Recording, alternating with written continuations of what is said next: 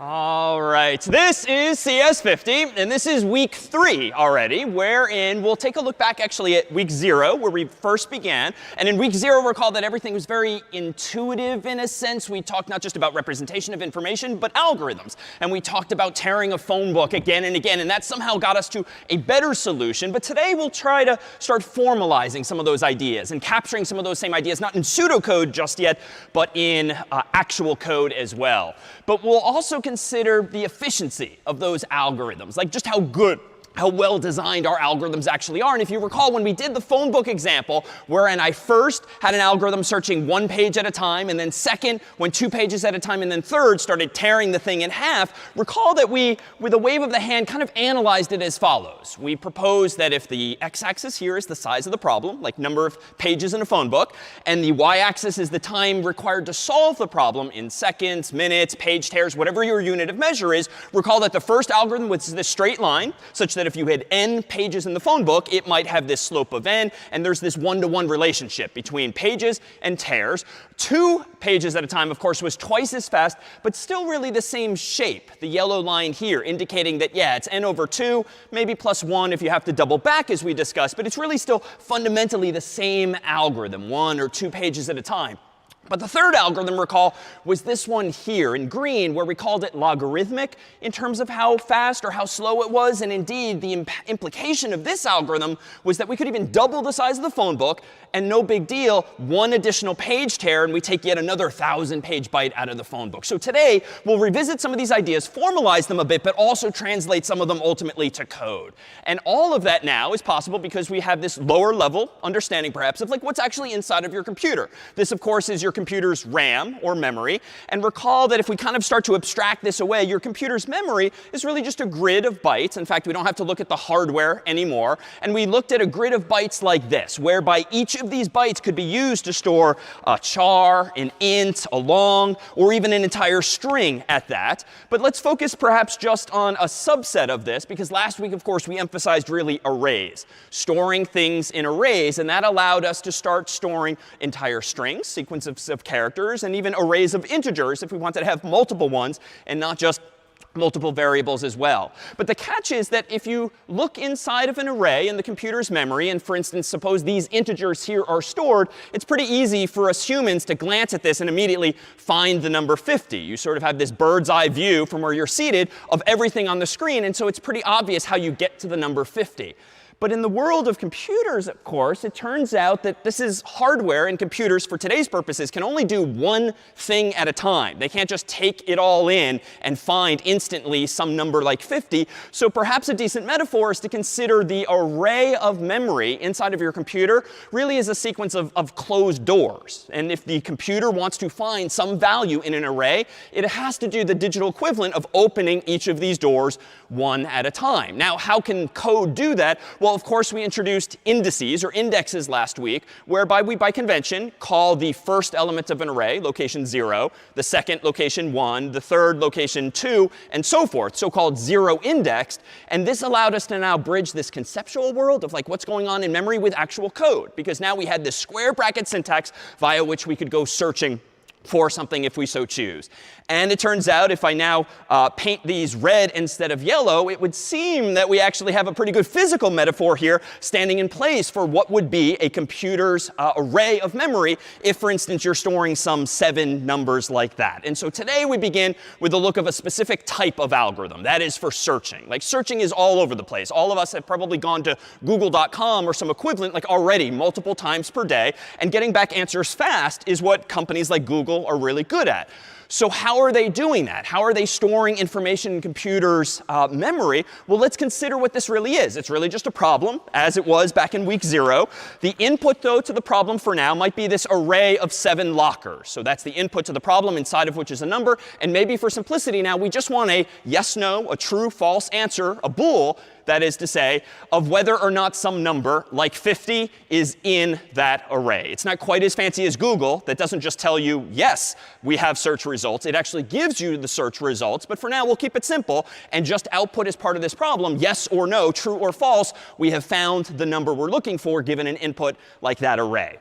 But it turns out, inside of this black box that we keep coming back to, there's all sorts of possible algorithms. And we talked about this at a high level conceptually in week 0 with the phone book. But today, let's consider it a little more concretely by way of a game that some of you might have grown up with, namely Monopoly. And so behind these doors, it turns out, will be hidden some denominations of Monopoly money. But for this, we now have 2 volunteers, if you'd like to greet the world. Hi, I'm Jackson. Hi, my name is Stephanie. And do you want to say a little something about yourselves, year, house, dorm? I'm a first year living in Matthews. Nice. And I'm a first year in Canada. Nice. Well, welcome to our 2 volunteers. So why don't we do this? Would one of you like to volunteer the other to go first? I'll go first. OK.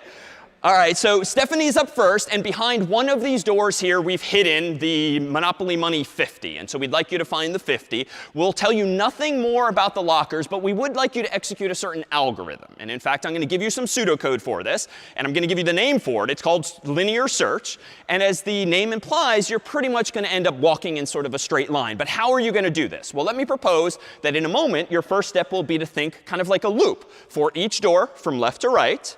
What do we want you to do on each iteration? Well, if 50 is behind that door, then we want to go ahead and have you return true and sort of hold up the 50 proudly, if you will, for the group.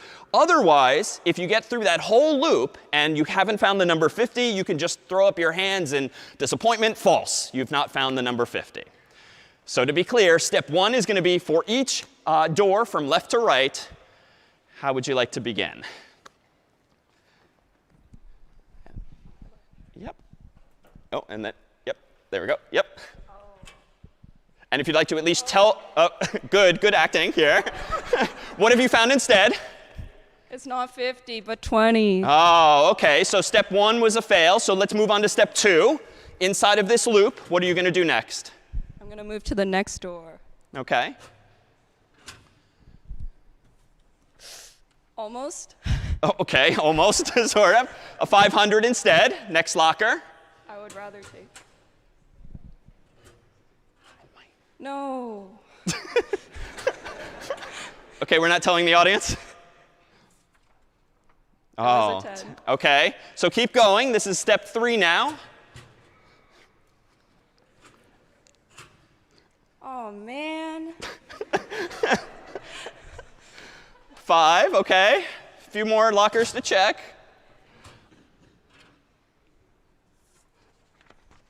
A little sad, guys. All right, second to last step. This one, no. Kind of close. All right. And finally, the last step. Clearly, you've been perhaps set up here. Let's go. All right. So the number 50. And Stephanie, if I may, let me ask you a question here. So on the screen, this is the pseudocode you just executed. Suppose, though, I had done what many of us have gotten to the habit of doing when you have a if condition. You often have an else branch as well. Suppose that I had done this now. And I'm marking it in red to be clear this is wrong. But what would have been bad about this code using an if and an else, might you say? Any instincts?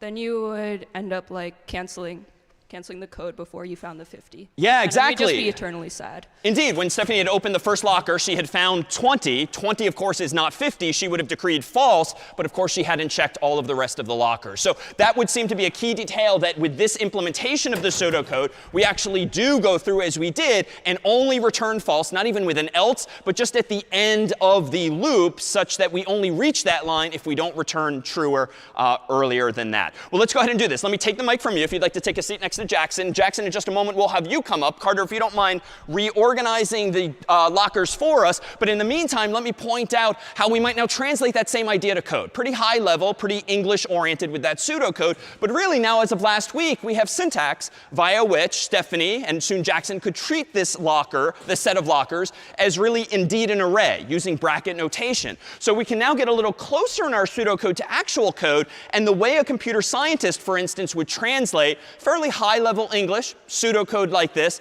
to something that's a little closer to C, or any language that supports arrays, would be a little more cryptically like this. But you'll see more of this syntax in the coming days. For I from 0 to n minus 1. This is still pseudocode, but that's kind of like the English-like way of expressing what we've come to know as a for loop. If 50 is behind doors bracket I, so I'm assuming for the sake of discussion that doors now is the name of my variable, this array of 7 doors. But then the rest of the logic, the rest of the pseudocode really is the same way. And so you'll find in time that programmers, computer scientists more generally, when you start expressing ideas, algorithms to someone else, instead of maybe operating at this level here, you now have in your vocabulary really a new syntax that you can be a little more specific, not getting so into the weeds of writing actual C code, but at least now doing something that's a little closer to manipulating an array like this. So Jackson, would you like to stand on up? All right. Yes, yes, support for Jackson here too. Nice. And here now, I'm going to allow you an assumption that Stephanie did not have. Stephanie clearly was really doing her best, searching from left to right, using linear searches, we'll now call it. But they were pretty much in random order, right? There was a 20 over there, there was a 1 over there, and then a 50. So we deliberately jumbled things up and did not sort the numbers for her. But Carter kindly has just come up to give you a leg up, Jackson, by sorting the numbers in advance. And we'd like you this time, much like in week 0, to do something again and again, but this time using what we'll now call binary search. It's exactly the same algorithm conceptually as we did in week 0, but if we translate it to the context of this array, we now might say something like this. The first step for Jackson might be to ask the question. If 50 is behind the middle door, where presumably he's done some mental math to figure out what the middle is, then he's going to just return true. And hopefully we'll get lucky and 50 will be right there. Of course, there's 2 other possibilities at least, which would be what? 50 is with respect to these doors? Yeah, so to the left or to the right, alternatively. So if 50 is less than the middle door, then presumably Jackson's going to want to go left. Else, if 50 is greater than the middle door, he's going to want to go right, much like I did physically last week with the phone book, dividing and conquering left to right. But there's actually a 4th case. Let's put it on the board first. What else might happen here that Jackson should consider? Yeah. It's not there. So let me actually go back and amend my pseudocode here and just say, Jackson, if we don't hand you any doors at all, or eventually, as he's dividing and conquering, if he's left with no more doors, we have to handle that situation so that the behavior is defined. All right. So with that said, Jackson, do you want to go ahead and find us the number 50 and walk us through verbally what you're doing and finding? All right, so it looks like this one is the middle door. So I'm going to open it. But it's 20, not 50. Oh. Sad. OK. What's going through your head now? So now I'm looking, because 50 is higher than 20, I want to look to the right. Good. And look for the new middle door, which would be here. Nice. And it's 100. Oh. Sad. But 50 is less than 100. So now we know to look left, which would be here. And ta-da! Nice. Very well done this time around, too. So thank you first to our volunteers here. And in fact, since you're a fan of Monopoly, as we're so informed, we have the Cambridge edition of Monopoly with all your Harvard favorites. Here you go. Great. Thank you so Thank you much. to our volunteers for finding us 50. So that was more popular than we expected. So here we can translate this one more time into something a little closer to code. And again, still pseudocode, but here now might be another formulation of exactly what Jackson just did, just using the nomenclature now of arrays, where you can be a little more precise with your instructions and still leave it to someone else to translate this finally to code. But here we have same question at the beginning. If no doors left, return false. If 50 is behind doors bracket middle. So I'm assuming here, because this is pseudocode, that somewhere I've done the mental math or the actual math to figure out what the index of middle is. For instance, if these are 7 doors in an array, this would be location 0, 1, 2, 3, 4, 5, 6. So somehow I've taken the total number of doors, 7, divided by 2 to find the middle. That's 3.5. We have to deal with rounding, but suffice it to say there's a well-defined formula for finding the middle index, given the total number of lockers, divide by 2, and then round accordingly. So that's presumably what Jackson did just by counting or in his head to find us door number 3. Not the 3rd door, the 4th door, but door bracket 3. So this is just saying if 50 is behind doors bracket middle, return true. That was not the case. He found a $20 bill instead. Else, if 50 is less than the doors bracket middle, go ahead, and now it gets interesting. Search doors 0 through doors middle minus 1. So it's getting a little more into the weeds now. But if middle is 3, this one here, well, we want to now have Jackson search if 50 had been, if the number had been less, we want to start at bracket 0 and go up through this one. When we deliberately subtract 1, because what's the point of looking in the same locker again? We might as well do 0 through middle minus 1. Else if 50 is greater than doors bracket middle, which it was, what did we then do? Jackson intuitively searched for doors middle plus 1 through doors n minus 1. And honestly, it gets a little annoying having the pluses and the minuses here, but just think of what it means. This is the middle door. And Jackson then did proceed to search through doors middle plus 1, because there's no point in searching this one again. And then the last element in any array of size n, where n is just our go-to number for the size, is always going to be n minus 1. It's not going to be n. It's going to be n minus 1 because we always start counting arrays at 0. So here then we have a translation into pseudocode that's a little closer to C of this exact same idea. And here we come full circle to week 0. Like in week 0, it's pretty intuitive to imagine dividing and conquering a problem like this. But if you now think back to actually your iPhone, your Android phone, or the like, when you're doing autocomplete and searching the list, it's possible, if you don't have many friends or family or colleagues in the phone, you know what? Linear search, just checking every name for the person you're searching for, might be perfectly fine. But odds are your phone's being smarter than that, especially if you start to have dozens, hundreds, thousands of people in your contacts over the years. What would be better than linear search? Well, perhaps binary search. But there's an assumption, a requirement, which is what? Why was Jackson ultimately able to find the 50 in just like 3 steps instead of a full 7, like Stephanie? Because the array was sorted. And so this is sort of a teaser for what we'll have to come back to later today. Well, you know, how much effort did it take someone like Carter? How much effort does it take your phone to sort all of those names and numbers in advance? Because maybe it's not actually worth the amount of time. Now, someone like Google probably somehow keeps the database of web pages sorted. You could imagine it being super slow if when you type in cats or something else into google.com, if they searched linearly over their entire data set. Ideally, they're doing something a little smarter than that. So we'll formalize now exactly this kind of analysis. And it's not going to be so much mathy as it still will be intuitive. But we'll introduce you to some jargon, some terminology that most any programmer or computer scientist might use when analyzing their own algorithms. But first, a microphone fix. This is my friend Ian. Just a little tight. Okay.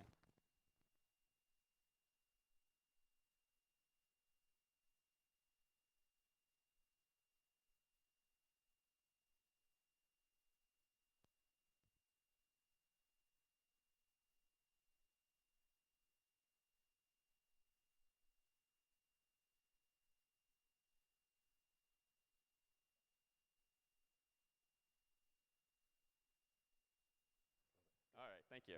OK, thank you to Ian. All right, we'll clip that out of the video perhaps. So let's formalize now what this kind of analysis is. So right now I claim binary search better than linear search. But how much better and why exactly? Well, it all comes back to this kind of graph. So this, recall, is how we analyzed the phone book back in week 0. And recall that indeed we had these formulas, rough formulas that describe the running time of those 3 algorithms. 1 page at a time, 2 pages at a time, and then tearing the thing again and again in half. And precisely, if you counted up the number of pages I was touching or the number of pages I was tearing, it's fair to say that the first algorithm, in the worst case, might have taken n total pages. It didn't, because I was searching for John Harvard at the time, which is somewhat early in the alphabet. But if I were searching for someone with the last name of Z, I would have had to keep going and going, in the worst case, through all n pages. Not as bad for the second algorithm, and that's why we do n divided by 2. And even that's a bit of a white lie, right? It's probably n divided by 2 plus 1 in case I have to double back. But again, I'm sort of doing this more generally to capture the essence of these things. And then we really got into the weeds with like log base 2 of n for that third and final algorithm. And at the time, we claimed anytime you're dividing something in half, odds are there's going to be some kind of logarithm involved. And we'll see that today. But today, we're going to actually start using computer science terminology. And we're going to sort of formalize this imprecision, if you will. We are not going to care generally about exactly how many steps some algorithm takes, because that's not going to be that enlightening, especially if maybe you have a faster computer tomorrow than you did today. It wouldn't really be fair to compare numbers too precisely. We really kind of want to, with a wave of the hand, just get a sense of roughly how slow or how fast an algorithm is. So the notation here is deliberate. That is literally a capital O, often italicized, referred to as big O. And so the first algorithm is in big O of n. The second algorithm is in big O of n divided by 2. The third algorithm is in big O of log base 2 of n. But even that is kind of unnecessary detail. When using big O notation, you really don't care about, we'll see, the smaller ordered terms, right? We're not going to care about the divided by 2. Because you know what? The shape of these algorithms is almost the same. And really, the algorithm itself is sort of fundamentally the same. OK, instead of 1 page at a time, I'm doing 2. But if you throw millions of pages, billions of pages at me, those algorithms are really going to kind of perform the same as n gets really large, goes off toward infinity. And the same is true for logarithms. Even if you're a little rusty, it turns out that whether you do the math with log base 2, log base 3, log base 10, you can just multiply one by the other to really get the same formula. So this is only to say a computer scientist would generally say that the first 2 algorithms are on the order of n steps. The third algorithm is on the order of log n steps. And we don't really care precisely what we mean beyond that. And this big O notation, as we'll see, and actually let me zoom out. If you can imagine suddenly making the x-axis much longer, so more pages on the screen at once, it is indeed going to be the shapes of these curves that matter. Because imagine in your mind's eye, as you zoom out, zoom out, zoom out, zoom out, and as n gets much, much, much bigger on the x-axis, the red and the yellow line are essentially going to look the same once n is sufficiently large. But the green line is never going to look the same. It's going to be a fundamentally different shape. And so that's the intuition of big O, to get a sense of these rates of performance like this. So here then is big O. Here is perhaps a cheat sheet of like the common formulas that a computer scientist, certainly in an introductory context, might use when analyzing algorithms. And let's consider for a moment which of our first 2 algorithms, linear search and binary search, fall into these categories. So I've ordered them from sort of slowest to fastest. So order of n squared. It's not something we've actually seen yet, but it tends to be slow because it's quadratic. You're doing n times n. That's got to add up to a lot of steps. Better today is going to be n log n. Even better is going to be n. Even better than that is log n. And best is so-called order of 1, like 1 step, or maybe 2 steps, maybe even 1,000 steps, but a fixed, finite number of steps that never changes no matter how big n is. So given this chart, just to be clear, linear search, let's consider the worst case. In the worst case, how many steps did it take someone like Stephanie to find the solution to the problem, assuming not 7 doors, but n doors? Yeah. So on the order of n. And in this case, it's exactly n. But you know what? Maybe it's arguably 2n, right? Because it took Stephanie a couple of steps. Like she had to lift the latch. She had to open the door. Maybe it's 3 steps. She had to show the money. So now it's 3n, 2n. But there, we don't really care about that level of precision. We really just care about the fundamental number of operations. So we'll say yes on the order of n. So that might be an upper bound, we'll call this, for linear search. And how about binary search? In Jackson's case, or in general, me in week 0, if there's n doors, how many steps did it take Jackson or me using binary search? In this case, it was literally 3, but that's not a formula. Yeah, so it's on the order of log n. And indeed, if there's 7 doors, well, that's almost 8 if you just do a little bit of rounding. And indeed, if you take log base 2 of 8, OK, so that does actually give us 3. So the math actually checks out. And if you're not comfy with logarithms, no big deal. Just think about it intuitively. Logarithm of base 2 is just dividing something again and again. So on this chart, when we consider big O, which to be clear allows you to describe the order of an algorithm's running time, like the magnitude of it, but it also describes more specifically an upper bound. So in the worst case, for instance, these are pretty good measures of how good, or rather of how bad, linear search and binary search might be. Why? Well, suppose you're searching a 1,000-page phone book and the person's name starts with Z. The algorithm's still going to be on the order of n steps. Why? Because it might take you as many as all n steps to find it. Now, that's not necessarily going to be the case in practice. If I use big O as an upper bound, well, it would be nice if there's sort of a corresponding lower bound, especially if you want to consider not just worst cases, but maybe best cases. So what might we use here? Well, so this is a capital Greek omega symbol. So omega is the symbol that a computer scientist uses generally to describe a lower bound on an algorithm, often in the context of best case, though not necessarily. So a lower bound means how few steps might an algorithm take. And here too, same formulas, and we'll fill in these blanks over time. Some algorithms might always take a minimum of n squared steps, or on the order of n steps. Some might only take n log n, or log n, or 1. So something like linear search. When Stephanie started with linear search, she didn't get lucky this time on stage, but what if she had and the first door she opened were 50? How might you then describe the lower bound on linear search in this so-called best case using this list of possible answers? Yeah. Yeah, so omega of 1. So in the best case, the lower bound on how many steps it might take linear search to find something might just be 1 step. Why? Because maybe Stephanie had gotten lucky and we had pre-filled these lockers with the numbers in some other order such that she might have opened the first locker and voila, the number 50 could have been there. So a lower bound arguably could indeed be omega of 1 for linear search. And how about now for Jackson? He used binary search, so he dived right into the middle of the problem. But what would be a lower bound on binary search using this logic? Yeah. Yeah, so again, omega of 1. Why? Because maybe he just gets lucky. And indeed, right in the middle of the lockers could have been the number 50. It wasn't. And so more germane in Jackson's actual practice would have been the big O discussion. But big O and omega, upper bound and lower bound, just allow a computer scientist to kind of wrestle with what could happen maybe in the worst case, what can happen in the best case, and you can even get even more precise, like the average case or the like. And this is indeed what engineers might do at a whiteboard in a company, in a university, when designing an algorithm and trying to make arguments as to like why their algorithm is better than someone else's by way of these kinds of analyses.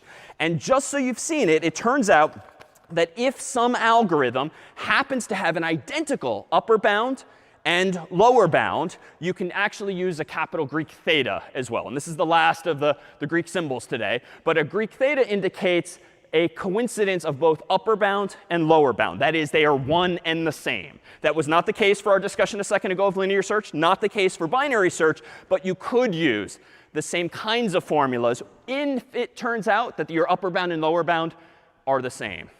So for instance, if I were to count everyone, like literally in this room, 1, 2, 3, 4, 5, 6, and so forth, you could actually say that counting in that way is in theta of n, right? Because in the best case, it's going to take me n points at the people in the audience. In the worst case, it's going to take me n. It's always going to take me n steps if I want to count everyone in the room. You can't really do better than that unless you skip people. So that would be an example off the cuff of something where theta is instead germane.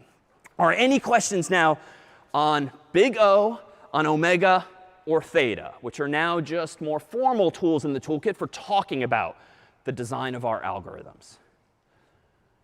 Any questions? No? Seeing none? Yeah, oh, is this yes? No? OK, so we're good. So let's go ahead and translate this perhaps to some actual code. Let me go over to VS Code here, and let's see if we can't now translate some of these ideas to some actual code. Not so much using new syntax yet. We're going to still operate in this world of arrays like last week. So let me go ahead and create a program called search.c by executing code space search.c in my terminal. And then up here, let's go ahead and include our usual. So include CS50.h so I can get some input. Include standard.io.h so I can print some output.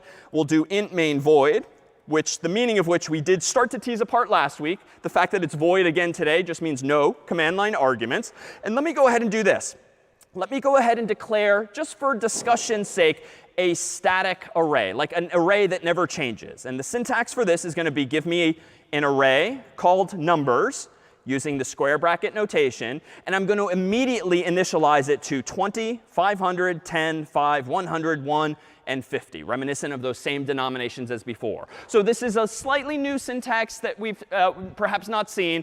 And the curly braces here, which are different from for loops and while loops and functions, just tell the compiler, please give me an array of whatever size this is containing those numbers left to right. I could alternatively use last week's syntax of saying something like this. Let's see, 1, 2, 3, 4, 5, 6, 7 denominations. I could alternatively do this. And then I could say numbers bracket 0 equals 20, numbers bracket 1 equals 500. And I could do this 5 more times. That's just a little tedious. If you know the numbers in advance, you don't have to tell the compiler how many there are. You can just let it figure it out that your numbers will be 20, 500, 10, 5, 100, 1, and 50. So this is how you statically define an array. All right, let me just go ahead and ask the user now for a number. We'll call it n by using getInt and prompting them for a number. So nothing new there. And now let me go ahead and implement linear search. And the pseudocode we had for this before used some array-like notation. Let me go ahead then and start similarly. For int I, and you almost always start counting at I by convention, so that's perhaps a good starting point. I'm going to do this so long as I is less than 7. Not the best design to hard code the 7, but this is just for demonstration's sake for now, because I know how many numbers I put in there. And then I'm going to do I++. So now I have the beginnings of a loop that will just allow me to iterate over the entire array. And let me ask this. If the current number at location I equals n, which is the number the human typed in, then let's go ahead and do something simple like printf, quote unquote, found, \n. And then, per our discussion last week, to indicate that this is successful, I'm going to return 0 if I found it. And if I don't find it, I'm just going to go down here and by default say not found, \n. And just for convention, just for good measure, per convention, I'll return 1, or really any value other than 0. 0, recall, means success, and any other integer tends to mean error of some sort, irrespective of the number I'm looking for. So just to revisit, the only thing that's new here is this syntax for creating an array of 7 numbers, these numbers. And then after that, we have really highlighted here an implementation of linear search. I mean, this is the C version, I dare say, of what Stephanie did on the board, whereas now the array is called numbers instead of doors. But I think it's pretty much the same. Let me go ahead and open my terminal window and run make search. Seems to compile OK, /search. And let's go ahead and search for a number. We'll start with what we did before, 50. And it's found. Let's go ahead and run it again, /search. Let's search for maybe 20 at the beginning. That one, too, is found. Let's run it one more time, searching for like 1,000, which is not among the denominations. And that one, indeed, is not found. So we've taken an idea from week 0, now formalized in week 3, and just translated it now to code. Questions on this implementation of linear search? Linear search. Nothing. Oh. So successful so far today. OK, so let's see if we can't maybe make this a little more interesting and see if we can't trip over a detail that's going to be important in C. Instead of doing numbers, let me go ahead and do this. We'll stay on theme with Monopoly. And I went down the rabbit hole of reading the Wikipedia article on Monopoly and the original pieces or tokens that came with Monopoly. And it turns out we can represent those with strings. So I'm going to create an array called strings, plural, of whatever size I defined here. And the very first Monopoly pieces back in the day were a battleship that you could play with, a boot, a cannon, an iron, a thimble, and a top hat, some of which you might know from the game nowadays. Turns out they've been changing these, had no idea, over the years. So here is now an array of strings. Let me go ahead and prompt the user now, not for an integer anymore. I want to now search for one of these strings, still using linear search. So let me create a string s, set it equal to getString, prompt the user for a string to search for. And then I think my code here is almost the same, except for one detail. I now have an array called strings. I now have a variable called s. But it turns out, for reasons we'll explore in more detail next week, this line of code is not going to work. And it turns out the reason has to do with what we discussed last week of like what a string really is. And what is a string again? A string is an array. And it turns out, though, that equals equals is not going to generously compare all of the characters in an array for you just because you use equal equals. It turns out it's not going to compare every letter. And so thankfully, there is in the string library that we introduced last week a solution to this problem. The reason for the problem we'll explore in more detail next week. But for now, just know that when you want to compare strings in C, especially if you've come into the class knowing a bit of Java or Python or some other language, you cannot use equals equals. Even though you could in Scratch, you cannot in C. So what I have to actually do here is this. I have to ask the question, does the return value of a function called strCompare or strcomp equal 0 when passed in the current string and that user input? So if you read the documentation for this function called strCompare, you'll see that it takes two strings as input, first one and second one. It then, someone decades ago wrote the code that probably uses a for loop or a while loop to compare every character in each of those strings. And it turns out it returns 0 if they are in fact equal. Turns out, too, it will return a positive number or a negative number in other situations. Any intuition for why it might actually be useful to have a function that allows you to check if two strings are equal? If they're not equal, what else might be interesting to know when comparing two strings? Or if certain values are? OK, possibly. Maybe you want to know just how similar they are. And that's indeed an algorithm unto itself. But strCompare is a little simpler than that.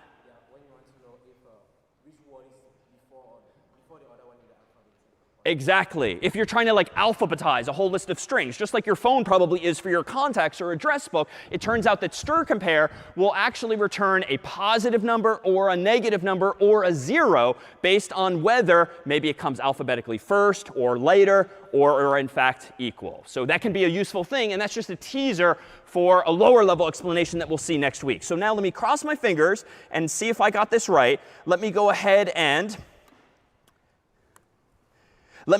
do make search. Did compile, OK, albeit slowly, /search. And let's search for something like the thimble. And we see that that's indeed found. Otherwise, let's search for something that I know isn't there, like a race car, which was there when I grew up. But, segmentation fault. Core dumped. And actually, some of you have tripped over this error before. Anyone want to admit seeing this? So yeah, not something we've talked about. And honestly, not something I intended just now. But that, too, we'll see next week. Any intuition for why my program just broke? I didn't really change the logic. It's still linear search. Let me hide the terminal so you can see all of the code at once. The only thing I did was switch from integers to strings. And I switched to strCompare here. But segmentation fault happened. And the teaser is that that somehow relates to the computer's memory. Yeah? Yeah, and this is subtle, but spot on. So 1, 2, 3, 4, 5, 6 elements total in this array versus the 7 numbers of monopoly denominations that we had earlier. And this is where, see, sort of case in point, this came back to bite me. The fact that I hard-coded this value as opposed to maybe separating it out as a constant or declaring it higher up kind of bit me here, because now I'm iterating over an array of size 6. But clearly, I'm going one step too far, because I'm literally going to iterate 7 times, not 6. So it's as though I'm looking at memory that's over here. And indeed, next week, we'll focus on memory. And that's just a bad thing. So odds are, not even seeing your code from this past week, if any of you have had segmentation faults, odds are you touched memory that you shouldn't have. You maybe looped too many times. You might have used a negative number to get into your array. In general, you touched memory that you shouldn't have. And you touched a segment of memory that you shouldn't have. The fix, though, at least in my case, is simple. Just don't do that. So let me go ahead and recompile this. Make search /search. And I'll search again for race car. Enter. And now it does not crash, but it does tell me it's not found. So subtle, but something you might yourself have tripped over already. Questions, then, on what I just did, intentionally or otherwise? Yeah, in front. One thing is, the program still works if you don't do return 0, return 1. So what is the purpose of doing that? A really good question. So the program will still work even if I don't return 0 or return 1. In fact, let me go ahead and do that and just hide my terminal window for a second. Let's get rid of the return here. Let's get rid of the return here. However, watch what happens here. Let me go ahead and recompile this, make search. Let me scroll up in my code here. Let me go ahead and do /search. And let me go ahead and search for the first thing in the list, battleship. So I know that this should be found. I hit enter. Huh, interesting. So it's saying found, not found. But do you see why logically in this case? Exactly. So the loop is still running. So there's a couple of solutions to this. I could, for instance, somehow break out of the code here, but that's going to still result in line 18 executing. I could then instead just return here. I don't strictly need to return 1 down at the bottom, but I made this claim last week that it tends to be helpful as your programs get more sophisticated to at least signify, just like a real world programmer, error codes when something goes wrong. So returning 0 in main is the easiest way to signify my code is done. I'm ready to exit successfully. That's it. But down here, I could absolutely still return 0 because it's not a huge deal. It's not really an error that deserves annoying the user with some kind of pop-up that something went wrong. But return 1 is just a lower level way of signaling, it didn't really find what I was looking for. And remember from last week, you can see this as follows. If I recompile this again, now that I've reverted those changes, so make search, and if I do /search and search for battleship, which is indeed found, recall I can execute this magical command echo $? Which you're not going to often execute, but it shows you what main returned. If I run search again and search for race car, which is not found, I see not found, but I can also run this command again and see that, oh, it returned 1. So now if you fast forward a few months, a few years, when you're actually writing code in a company or for larger projects, you might want to be automating software. You might not want the human to necessarily be running it manually. You might want code to be automated by some nightly process or something like that. Using these exit codes, can a program determine yes or no that other code succeeded or failed? Other questions on linear search in this way? No? All right, well, let's translate this to one other feature of C here by incorporating these two ideas now into one other program. So I'm going to create a phone book in C by doing code space phonebook.c. And let's combine some of these ideas and implement this notion of like searching a phone book for an actual name and getting back a number. So I'm going to go ahead and quickly include some of the same things, CS50.h so we can get input, standard io.h so we can print output, and I'm going to preemptively include string.h in case we need that one as well. Int main void, no need for command line arguments today. And let me give myself now an array of names for this phone book. So string names equals, and then in curly braces, how about Carter will be one person in the phone book, and David, myself, will be the other. So we'll keep it short so we don't have to type too many names. But this is a phone book with 2 people thus far. Suppose now we want to also store Carter's phone number in mine. So it's not just saying found or not found. It's literally looking up our phone numbers like a proper phone book. Well, at the moment, there's really no way to do this. I could do something hackish, like I could put a number like 617-495-1000 after Carter. I could maybe do something like 949-468-2750 after me. But now you're kind of doing the whole apples and oranges thing, right? Like now it's not strings. It's a string int. All right, so maybe I could just make all of these strings.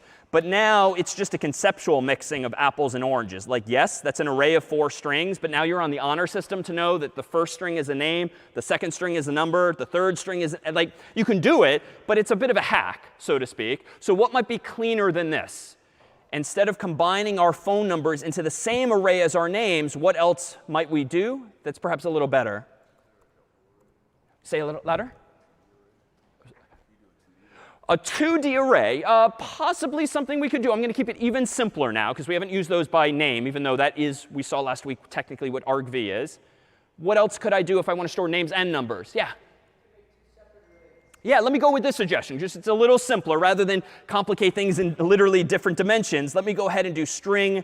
Well, I could do int numbers, but you know what? So that we can support punctuation like dashes or even parentheses or country codes, I'm going to do this instead. I'm going to do string numbers so that I can represent Carter's number as quote unquote +1 for the US, 617, 495, 1000, complete with hyphens, as is US convention. And then for mine, I'll go ahead and do +1, 949, how about 468, 2750. Semicolon. And now down below, let's actually enable the user to search this phone book, just like in week 0 we did. String name equals get string, and let's ask the user for a name, presumably David or Carter or someone else. And now let's re-implement linear search. So for int I gets 0, I is less than 2, and do as I say, not as I do. I think we should beware this hard coding, but we'll keep it simple for now. I++, and then in this for loop, I think we have all of the ingredients to solve this. So if the return value of stir compare of all of the names, bracket I, comparing against the name that the human typed in, if all of that equals 0, that is, all of the characters in those two strings are equal, then I think we can go ahead and say found, just like last time. But you know what? Let's actually print Carter's or my phone number. So found %s, and we'll plug in numbers, bracket I. And then just for consistency, I'll return 0 here. And down here, how about I'll say something like printf not found, just to be clear. And then I'll return 1 as well. So just to recap, here's all of the code. It's almost the same as before, except now it's useful. I'm not just saying found or not found. I found a number in Monopoly, or I found a piece in Monopoly. I'm looking up in one array one of the strings, and then I'm printing from the other array the answer. So let me go ahead here and run the compiler, make phone book, enter. OK, that's promising. No errors. /phonebook now. And let's search for instance, Carter. Enter.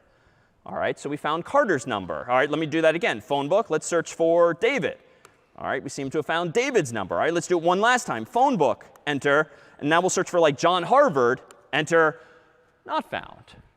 All right, so I dare say, albeit with minimal testing, this code is correct. Would anyone now like to critique the design? Does something rub you the wrong way, perhaps, about this approach here? And as always, think about how, if the program maybe gets longer, more complicated, how decisions like this might unfold. Yeah? OK, so if I is less than 2, so technically, if I change the number of people in this phone book, I'm going to have to update I. And we've already seen that I get myself into trouble. So that's bad design. Good.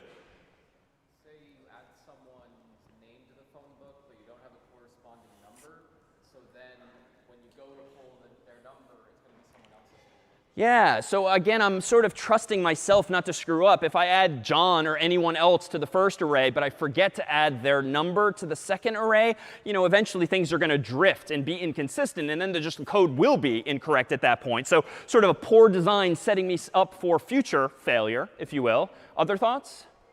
Yeah.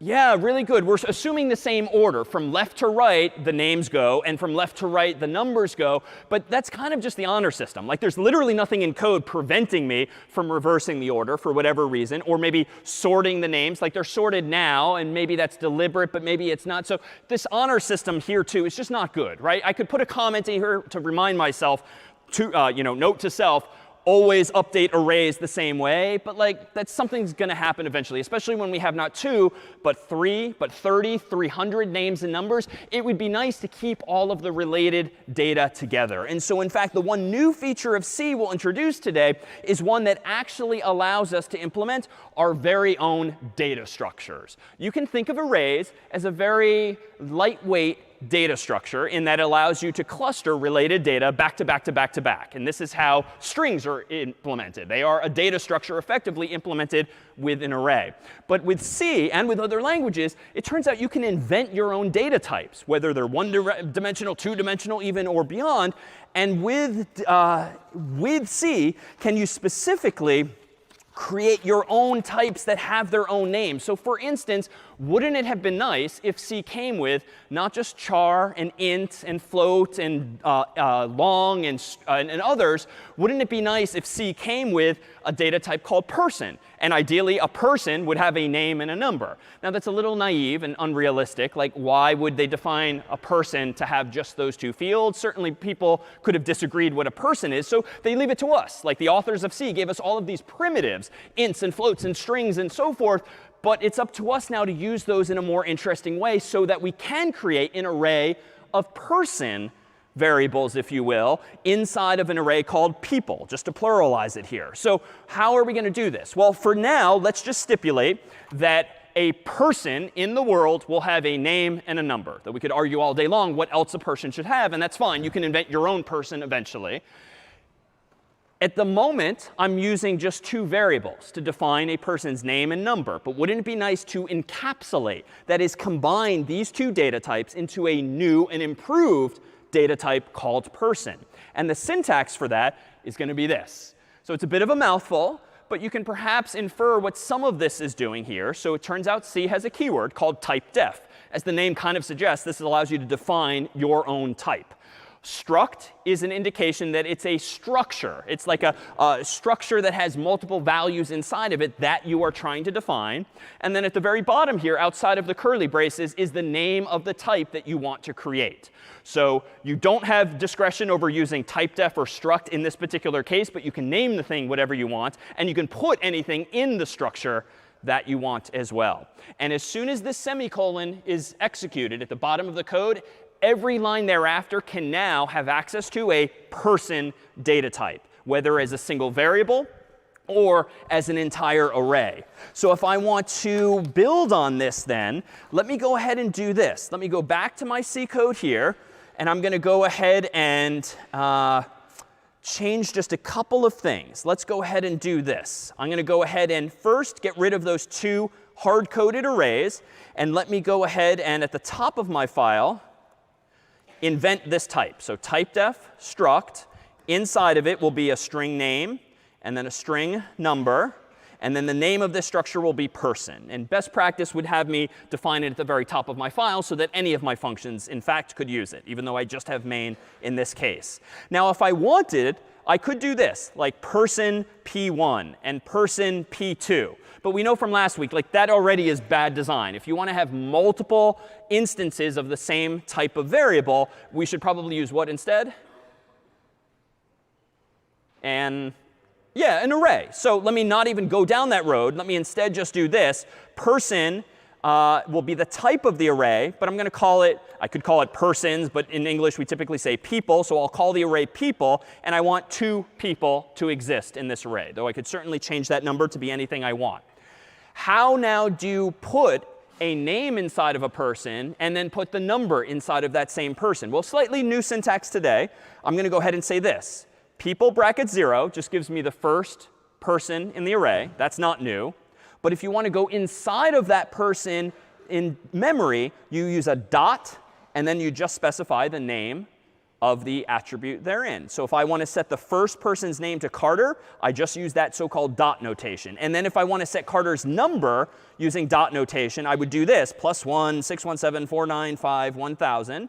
And then if I want to do the same for myself, I would now do people bracket 1 dot name equals quote unquote David. And then people bracket 1 still dot number equals quote unquote +1 949 468 2750. And now at the bottom of my file, I think my logic can pretty much stay the same.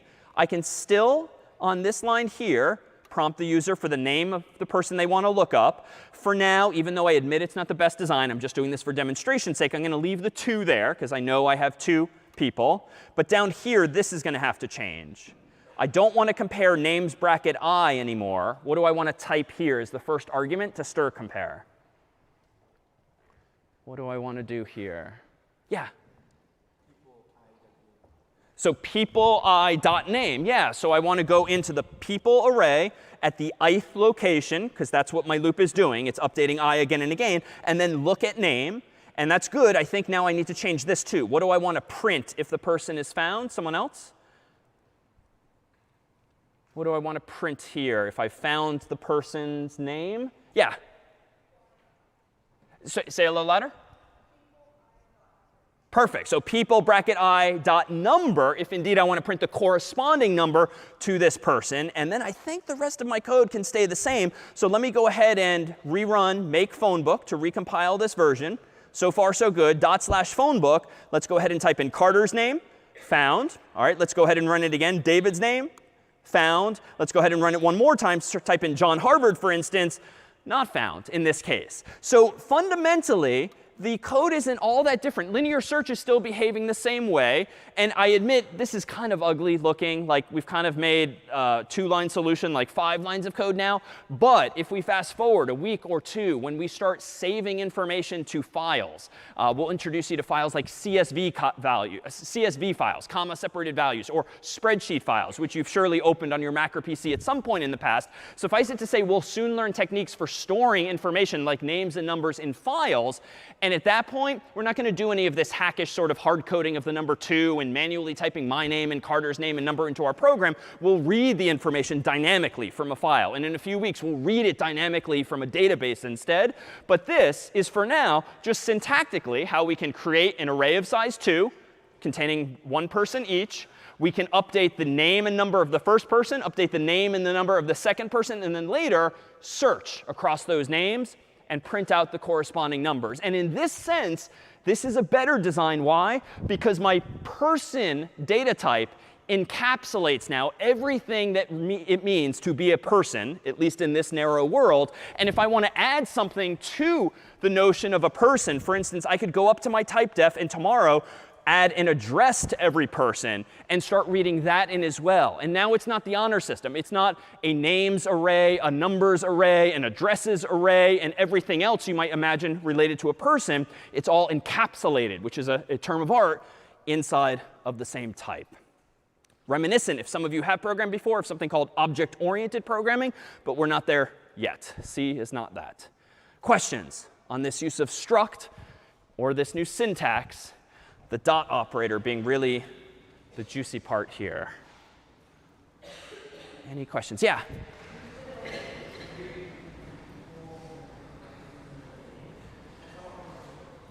On what line number? 16? So yes, so syntactically, we introduced the square brackets last week. So doing people bracket 0 just means go to the first person in the array. That was like when Stephanie literally opened this door. That's doors bracket 0. But this is, of course, people bracket 0 instead. Today, the dot is a new piece of syntax. It means go inside of that person in memory and look at the name therein and set it equal to Carter and do the same for number. So that's all. It's like open the locker door, go inside of it, and check or set the name and the number. Yeah?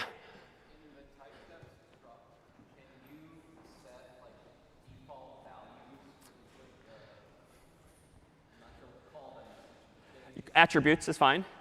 Good question. In the struct, can you set default values? Short answer, no. And this is where C becomes less featureful than more modern languages like Python and Java and others, where you can, in fact, do that. So when we transition to Python in a few weeks' time, we'll see how we can start solving problems like that. But for now, it's up to you to initialize name and number to something. Yeah?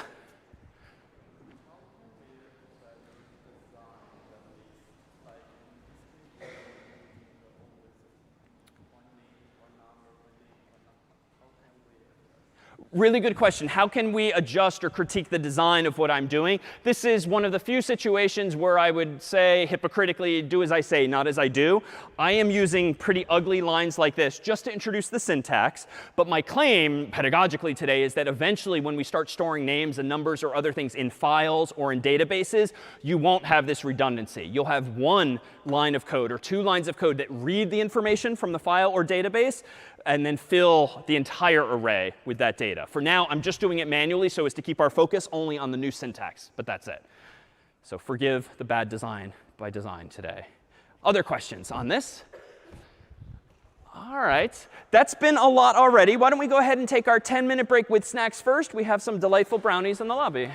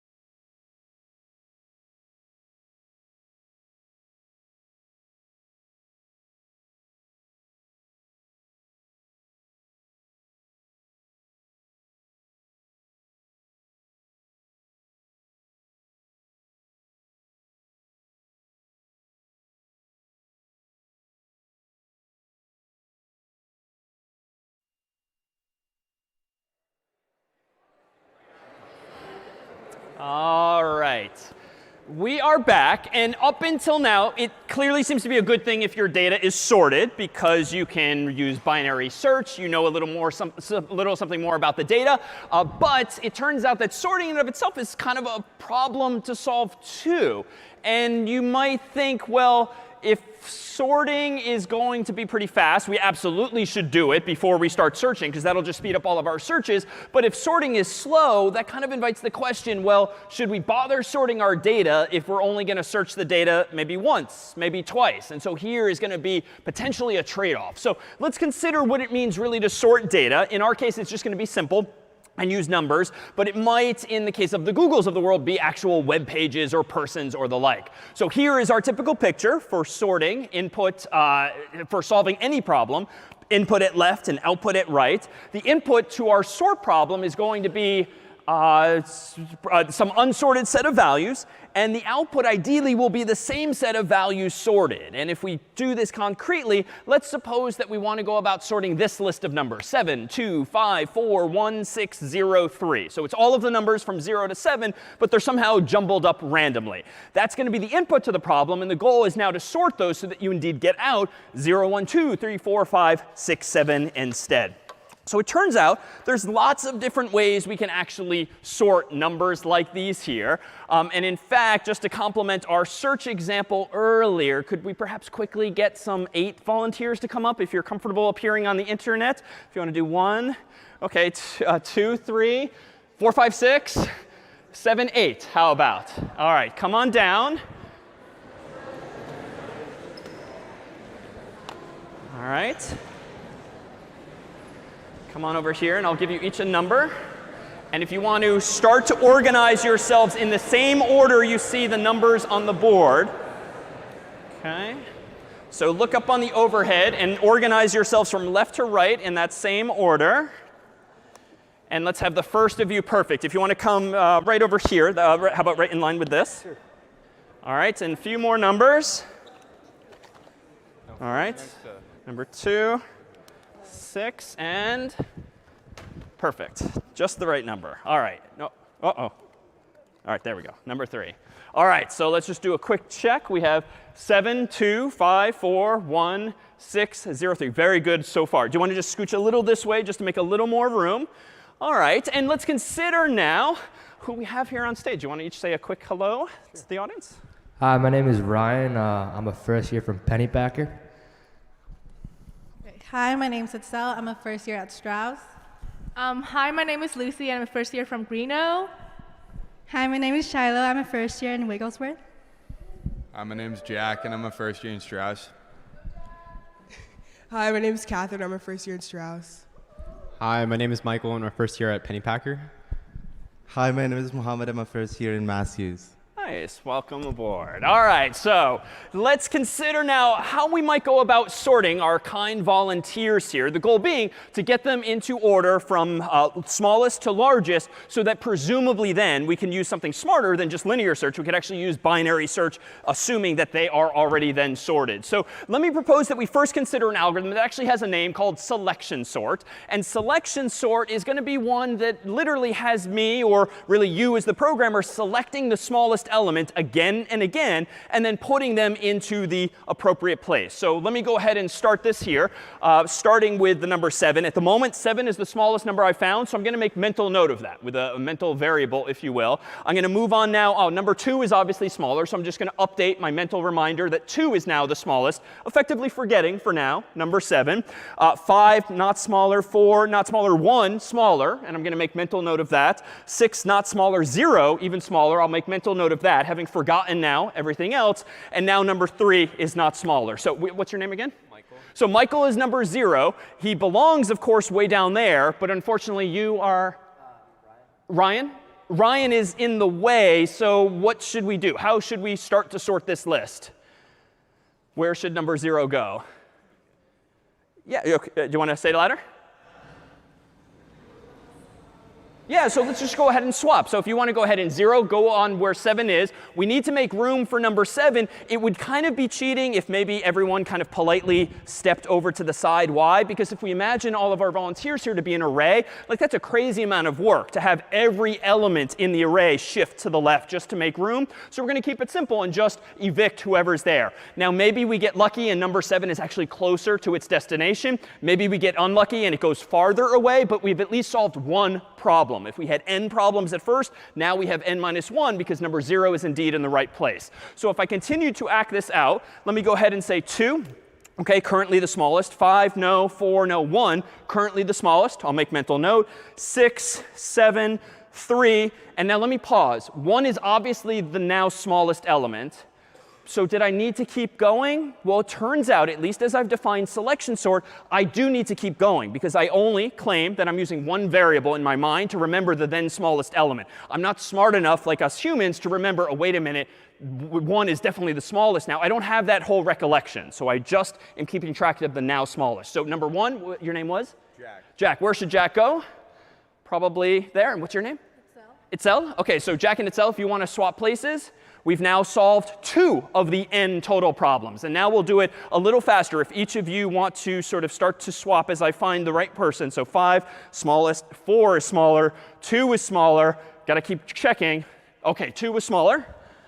All right, now I'm going to go back to the beginning. All right, 4 is small. 5 is not. 6 is not. 7 is, 3 is small. Where do you want to go? OK, good. I'm going to go back here. And I can be a little smart. I don't have to go all the way to the end because I know these folks are already sorted. So I can at least optimize slightly. So now 5 is small, 6 is small, 7 is 4, 4 is smaller if you want to go in place there. And now here things get interesting. I can optimize by not looking at these folks anymore because they're obviously problem solved. But now 5 is small, 6 is not, 7 is not. OK, 5, you can stay where you are. Now a human in the room is obviously going to question why I'm wasting any more time. But with selection sort, as I've defined it thus far, I still have to now check 6 is smallest, not 7. And now my final step, OK, they're all in place. So here, too, is this dichotomy between what we all have is this bird's eye view of the whole problem where it's obvious where everyone needs to go. But a computer implementing this with an array really has to be more methodical. And we're actually saving a step here. If we were really doing this, none of these numbers would be visible. All 8 of our volunteers would be inside of a locked door. And only then could we see them one at a time. But we're focusing now just on the sorting aspect. So let me just, before we do one other demonstration here, propose that what I really just did here in pseudocode was something like this. For I from 0 to n minus 1, keeping in mind that 0 is always the left of the array, n minus 1 is always the right end of the array. For I from 0 to n minus 1, I found the smallest number between numbers bracket I and numbers bracket n minus 1. And that's the very geeky way of expressing this optimization. I'm always starting from numbers bracket I, wherever I am, and then everything else to the right. And that's what was allowing me to ignore the already sorted volunteers. If, though, my last line says swap smallest number with numbers I think that implements what our humans were doing by physically walking to another spot. All right, so that then would be what we'll call selection sort. Let me propose that we try one other here. Let me skip ahead for visualization's sake. Apologies. Let's go ahead and consider now, sorry.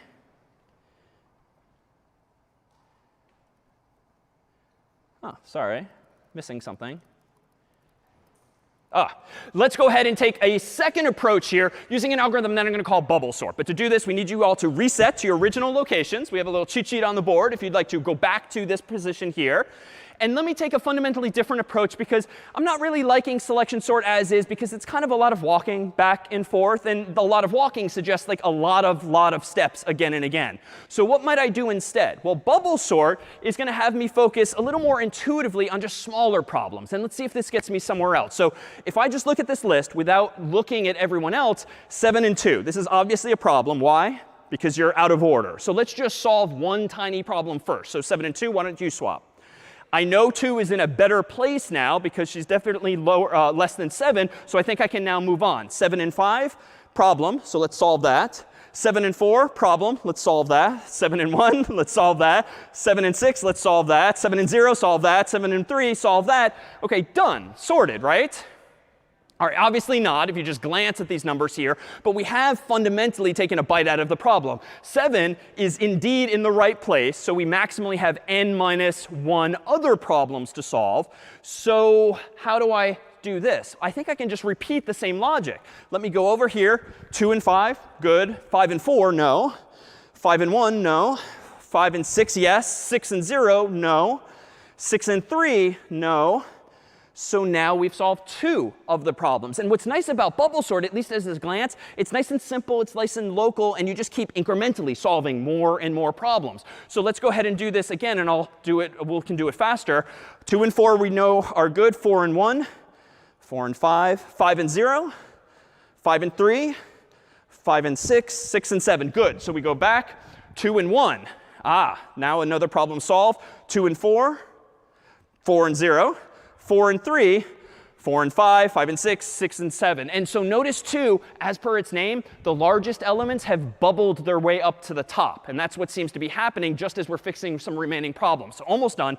1 and 2, 2 and 0, 2 and 3, 3 and 4, 4 and 5, 5 and 6, 6 and 7. Almost done. Obviously, to us humans, it looks done. How do I know as the computer for sure? What would be the most surefire way for me to now? Oh, it's not done. Sorry. That's a bug. OK, 1 and 0.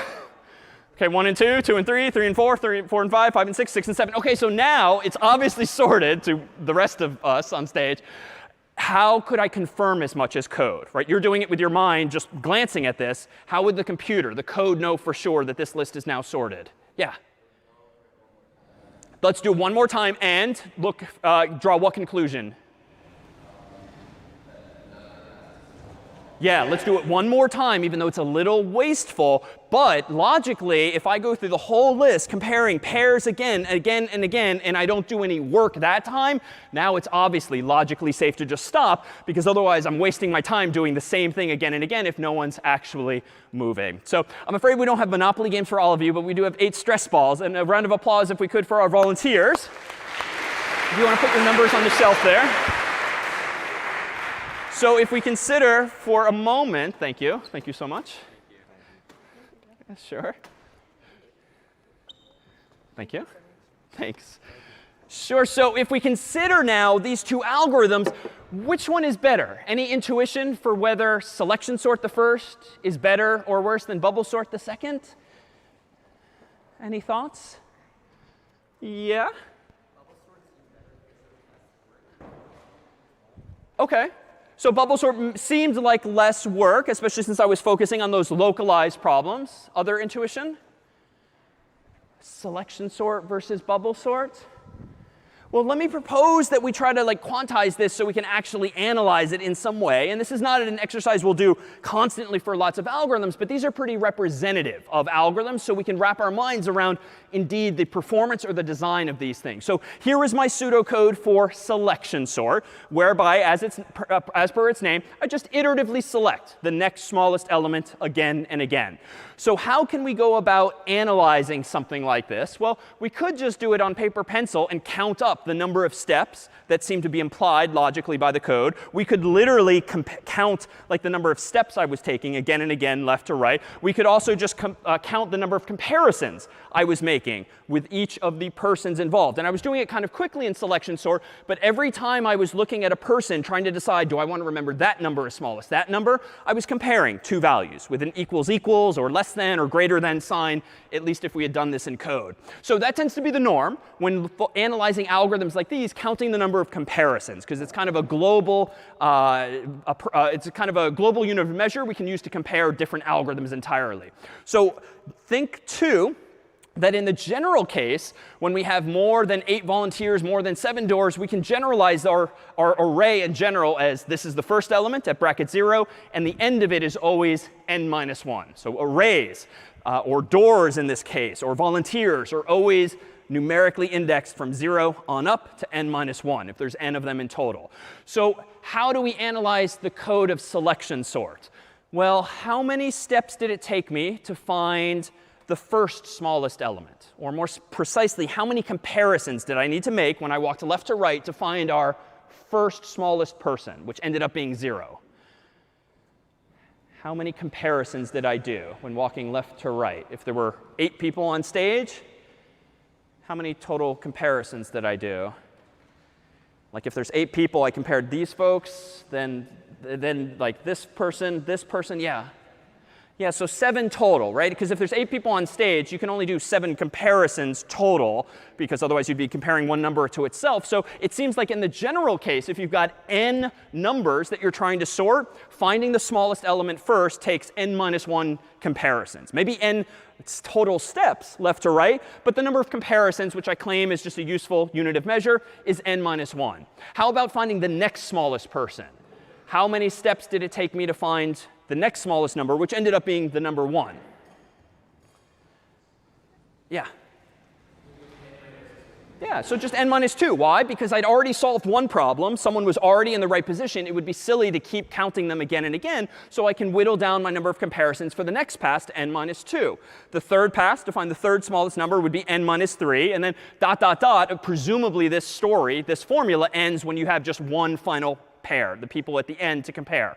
So if this is looking a little reminiscent of some kind of recurrence from high school or high school math or physics or the like, let me just stipulate that if you actually do out this math and generalize it, that is the same thing as n times n minus 1 divided by 2. And if you're rusty on that, no big deal. Just kind of commit to memory that anytime you add up this kind of series, something plus something slightly smaller plus something slightly smaller, each of which differs by 1, you're going to get this formula, n times n minus 1 over 2.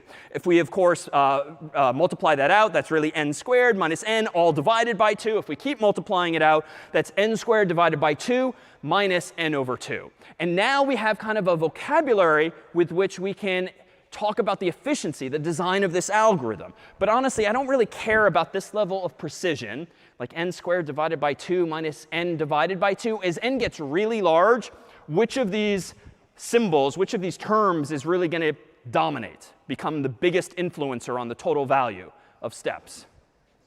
Right, it's the square, right? Like it's definitely not n divided by 2. That's shaving some time off. But n squared, as n gets big, is going to get really big. If n is 100, then n squared is bigger. If n is 1,000,000, n squared is really bigger. And so at the end of the day, when we're really just talking about sort of a wave of the hand analysis, an upper bound, if you will, let's just say that selection sort, as analyzed here, it's on the order of n squared steps. It's not precisely n squared steps, but you know what? N squared divided by 2, the intuition here might be that, well, it's half of that. N squared is what really matters as n gets really, really large. And that's when you start thinking about and trying to solve the Google problems of the world. When n gets large, that's when you have to be smarter than just sort of naive implementations of any algorithm. So where then does this algorithm fall into this categorization here? Well, n squared, it turns out, is on the order of n squared steps in the worst case, whether it's sorted or not.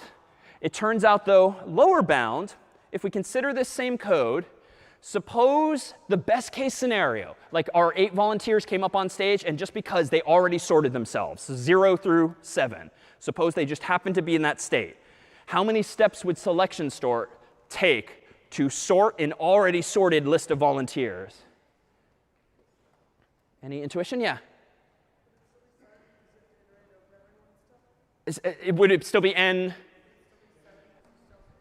So for the first pass, it would still be 7 for the first pass across the humans, because even though, yeah, I'm claiming 0 is here, I don't know that 0 is the smallest until I make my way all the way over there, doing all 7 comparisons. OK, fine. First pass took 7, or more generally, n minus 1 steps. What if I look for the next smallest element, and the humans in this story are already sorted 0 through 7?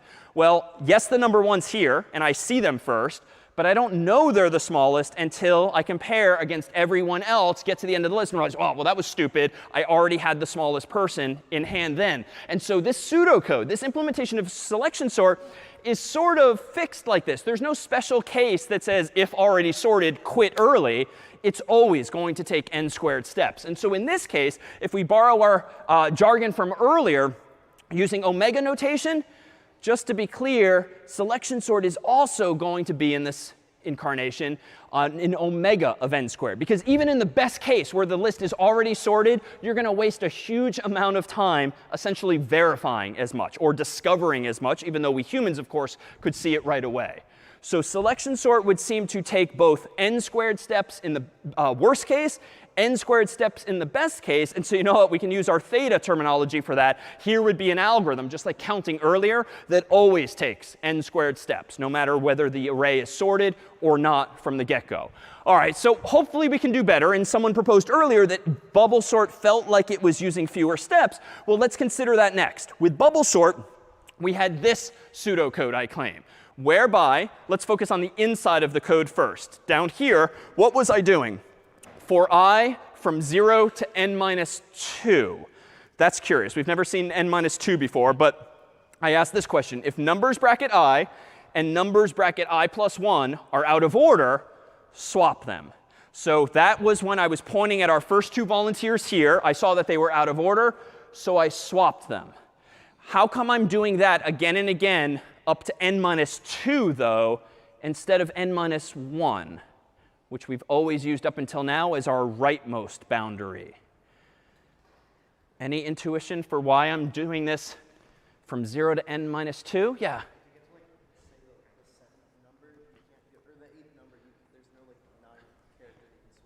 Exactly, because I'm looking at the ith person per this pseudocode here and the ith plus 1 person, I better make sure I don't go step beyond the boundaries of my array. So if you think of like my left hand when my back was to here, pointing at the current person at the first position, my right hand for this if conditioner is essentially pointing at the person next to them. And you want to iterate with your left hand all through these people, but you don't want your left hand to point at the last person. You want it to point at the second to last person. But we know that the last person is always at n minus 1. So the second to last person just mathematically is at n minus 2. So it's a subtlety, but this is like a seg fault waiting to happen. If you implemented bubble sort using n minus 1, you will. My right hand would go beyond the boundaries of the array. So just bad. All right, so why am I saying this n times? Well, we did it very organically with humans, but each time each pass I did through the array, someone bubbled their way up to the end. Number 7, then number 6, then number 5. So if on each pass through the array of volunteers, I was solving at least one problem, it seems like bubble sort can just run n times total to solve all n problems. Because the first pass will get at least one number into place. Second pass, second number into place. You might get lucky and it would do more, but worst case, this feels like enough. Just do this blindly n times, and they'll all line up together. Well, technically, all right, now we're getting into the weeds. Technically, you can just repeat it n minus 1 times, because if you solve all n minus 1 other problems and you're left with one, like literally that person's where they need to be, just logically. If you've already sorted everything else and you've got just the one left, it's already bubbled up. So how do we analyze this? Well, in bubble sort, we might do something like this. I'm essentially doing n minus 1 things n minus 1 times. Now let me back up to the pseudocode, because this one's a little less obvious.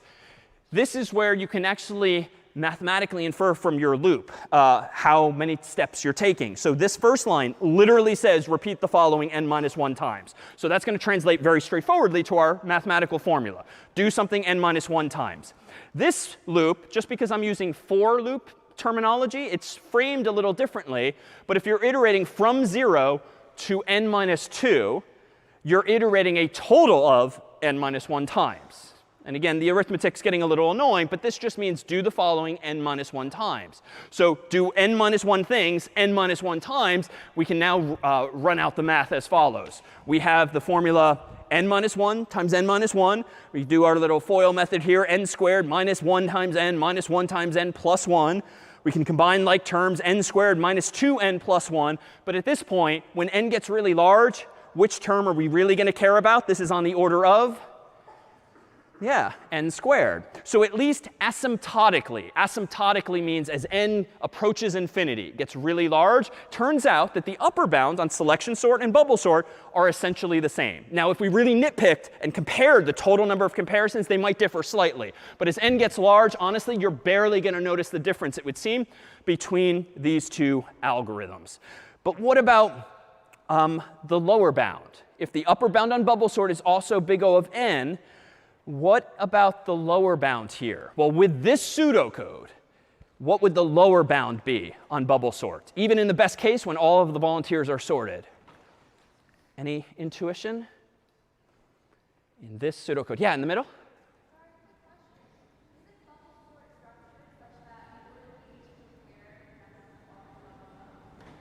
Good question. Isn't bubble sorts designed such that you wouldn't need to compare numbers that have already bubbled up? That's what's happening here in the middle implicitly. I'm always going from left to right.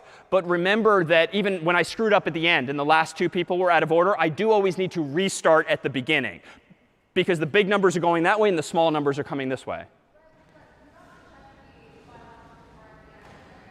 So that is true. There are some slight optimizations that I'm kind of glossing over here. Let me stipulate that it would still end up being on the order of n squared. But that would definitely shave off some actual running time here. But what if the list is already sorted? Our pseudocode at the moment has no allowance for if list is already sorted, quit early. So we're going to blindly do n-1 things n-1 times unless we modify our pseudocode. As I did verbally earlier, I propose this. Inside of that outer loop, if you make a pass across all of the volunteers and your mental counter has made no swaps, you have to keep track with some kind of variable, well, then you might as well stop. Because if you do a whole pass and make no swaps, why would you waste time doing it again expecting different behavior? So to help visualize these, whereby now bubble sort can be advantageous if the data is already sorted or mostly sorted. Why? Because it does have this short circuit detail. At least if we implement it like that, how can we go about visualizing these things a little more clearly? Well, let me go ahead and do this. Let me pull up here a visualization of exactly these algorithms, thanks to a third-party tool here that's going to help us visualize these sorting algorithms as follows. Small bars represent small numbers. Big bars represent big numbers. And so the idea now is when I hit a button here to get all of the small bars this way, all of the big bars this way. So just like our volunteers, but instead of holding lighted numbers, it's bars representing their magnitude.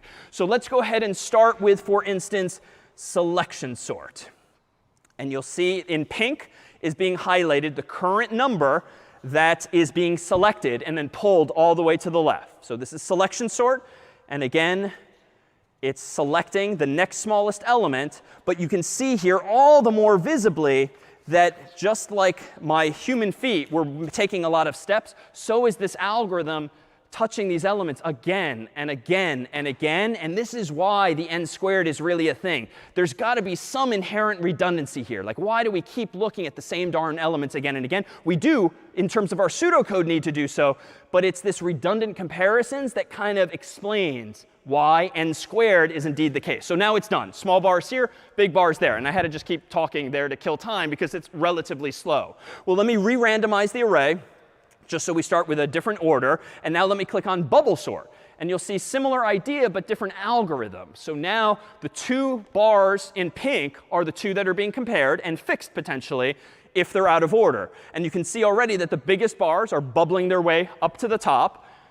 But now you can also see like this redundancy, like we keep swooping through the list again and again, just like I kept walking back and forth.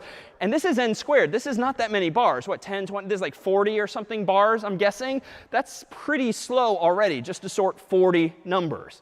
And I think it's going to get tedious if I keep talking over this. So let's just assume that this too is relatively slow. Had I gotten lucky and the list were almost sorted already, bubble sort would have been pretty fast. But this was a truly random array, so we did not get lucky. So indeed, the worst case might be what's kicking in here.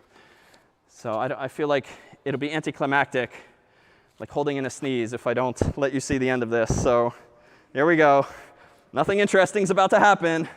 Almost done. OK, done. All right, so thank you. Thank you. So still somewhat slow, though. How, though, can we perhaps do a little better fundamentally? So we can do so if we introduce yet another technique. And this one isn't so much a function of code as it is concept. And it's something that you might have seen in the real world, but perhaps not so obviously so. So it turns out in programming, recursion refers to the ability of a function to call itself. In the world of mathematics, if you have a function f, if f appears on both the left side and the right side of a formula, that would be a recursive function in the math world too. Whenever f is defined in terms of itself, or in our case, in programming, anytime a function calls itself, that function is said to be recursive. And this is actually something we've seen already in class, even though we didn't call it as much. So for instance, consider this pseudocode from earlier, whereby this was the pseudocode for searching via binary search. A whole bunch of doors. If no doors are left, return false. That was the additional conditional we added. But then if number behind middle door, return true. And here's the interesting part. If number is less than middle door, search the left half. Else, if number is greater than middle door, search the right half. This pseudocode earlier was itself recursive. Why? Because here is an algorithm for searching. But what's the algorithm telling us? Well, on this line and this line, it's telling us to search something else. So even though it's not explicitly defined in code as having a name, if this is a search algorithm, and yet the search algorithm is using a search algorithm, this pseudocode is recursive. Now, that could quickly get you into trouble if a function just calls itself again and again and again.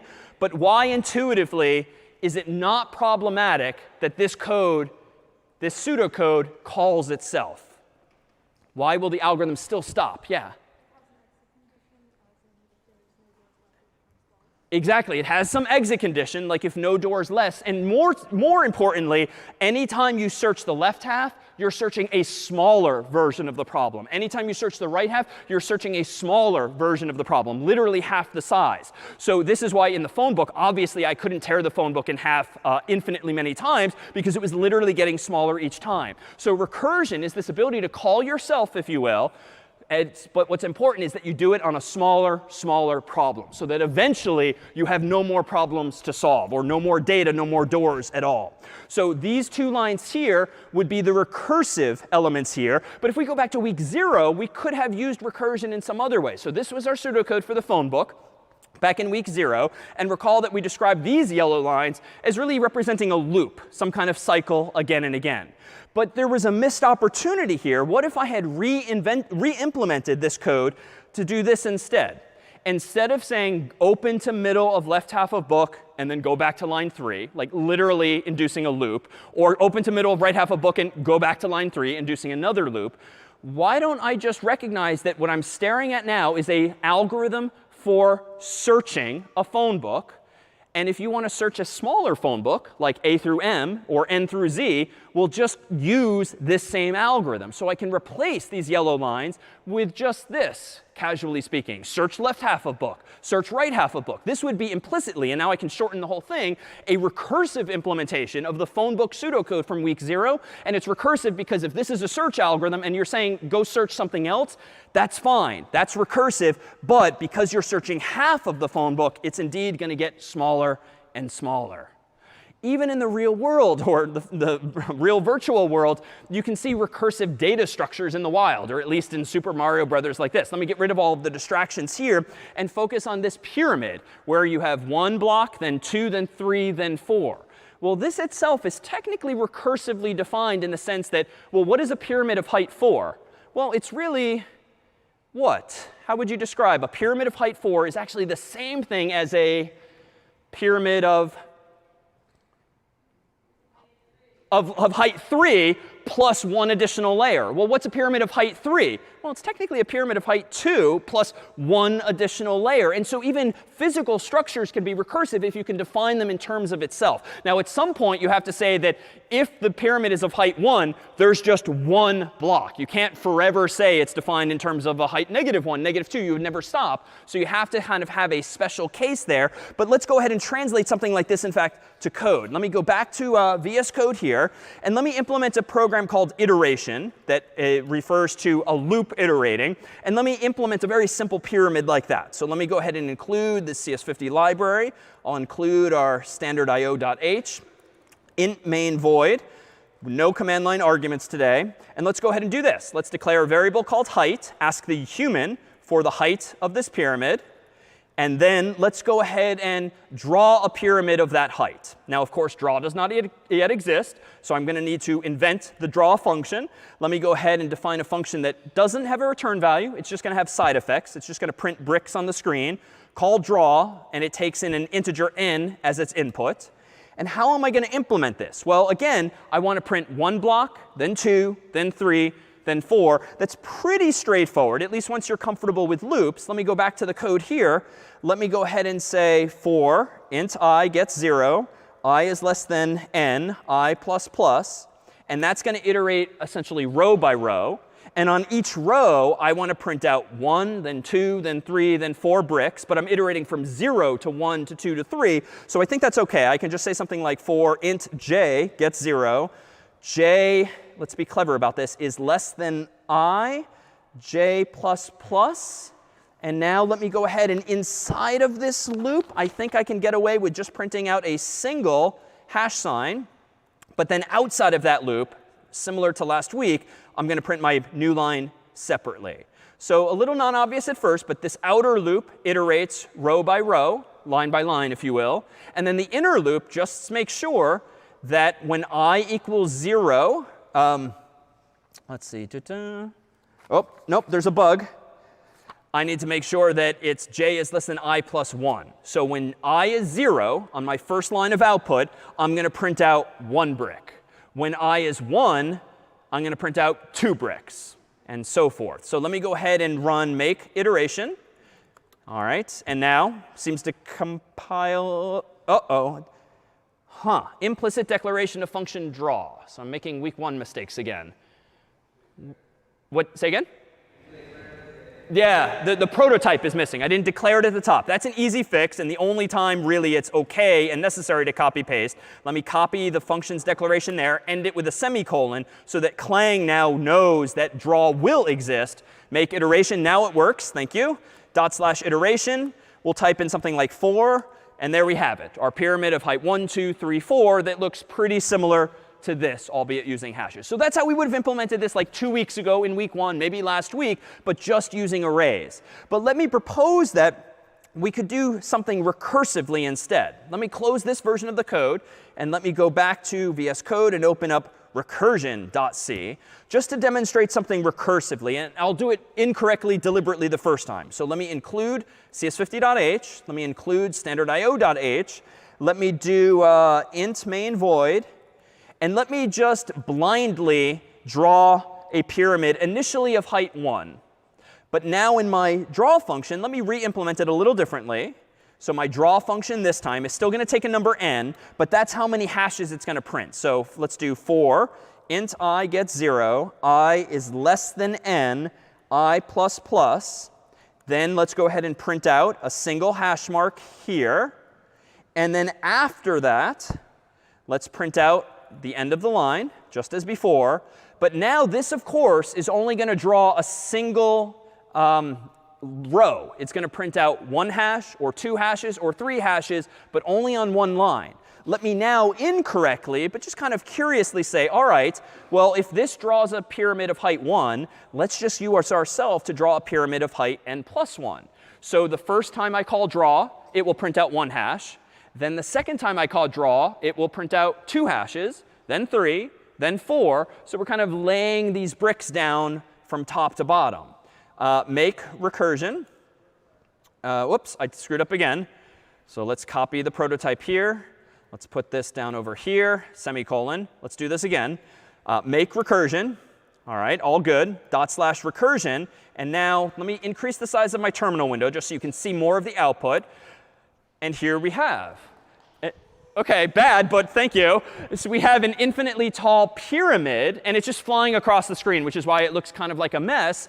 But I printed out a pyramid of height 1, and then 2, and then 3, and then 4. And unfortunately, what am I lacking? Any sort of quit condition, any kind of condition that says, wait a minute, when it's too tall, stop altogether. So this is an infinite loop, but it's not a loop. It's a recursive call. And actually, doing this in general is very bad. We'll see next week that if you call a function too many times, you can actually trigger yet another of those segmentation faults, because you're using too much memory, essentially. But for now, I haven't triggered that yet. Control-C is your friend to cancel. And as an aside, if you're playing along at home or play with this code later, I actually cheated here. We have a special Clang configuration feature that prevents you from calling a function like that and creating a problem. I overrode it just for demonstration's sake. But odds are at home you wouldn't be able to compile this code yourself. But let me do a proper version recursively of this code as follows. Let me go back into the code here, let me go ahead and not just blindly start drawing 1, then 2, then 3 layers of bricks. Let me prompt the human as before for the height of the pyramid they want using our getInt function. And now let me call draw of height again. So now I'm going back to the loop-like version. But instead of using a loop now, this is where recursion gets rather elegant, if you will. Let me go ahead and execute and code the draw function as follows. Per your definition, if a pyramid of height 4 is really just a pyramid of height 3 plus another row, well, let's take that literally. Let me go back to my code. And if you want to draw a pyramid of height 4, well, go right ahead and draw a pyramid of height 3 first, or more generally, n minus 1. But what's the second step? Well, once you've drawn a pyramid of height 3, draw an extra row. So I at least have to bite off that part of the problem myself. So let me just do for int I gets 0, I is less than n, I plus plus, and let me, the programmer of this function, print out my hashes, and then at the very bottom, print out a new line so the cursor moves to the next line. But this is kind of elegant now, I dare say, in that draw is recursive, because I'm literally translating from English to C code this idea that a pyramid of height 4 is really just a pyramid of height 3. So I do that first. And I'm sort of trusting that this will work. Then I just have to lay one more layer of bricks, 4 of them. So if n is 4, this is just a simple for loop a la week 1 that will print out an additional layer. But this, of course, is going to be problematic eventually. Why? It's not done yet, this program. How many times will draw call itself in this model? Infinitely many times. Why?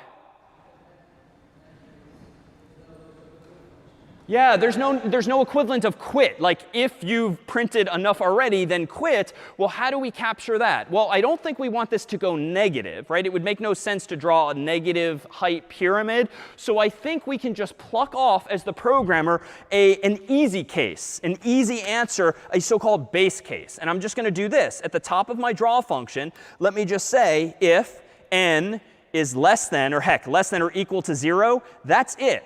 Go ahead and just return. There's nothing more to do. And that simple condition, technically known as a base case, will ensure that the code doesn't run forever. Why? Well, suppose that draw is called with an argument of 4. 4 is, of course, not less than 0, so we don't return. But we do draw a pyramid of height 3. And here's where things get a little mentally tricky. You don't move on to line 20 until draw has been called. So when draw is called with an argument of 3, it's as though you're executing from the top of this function again. 3 is not less than 0, so what do? You draw 2. OK, how do you draw 2? Well, 2 is not less than 0, so you don't return. So you draw 1. Gotta be careful here. Draw 1, and now we go ahead back to the beginning. How do you draw 1? Well, 1 is not less than 0, so you don't return. You draw height 0. How do you draw height 0? Wait a minute. 0 is less than or equal to 0, and you return.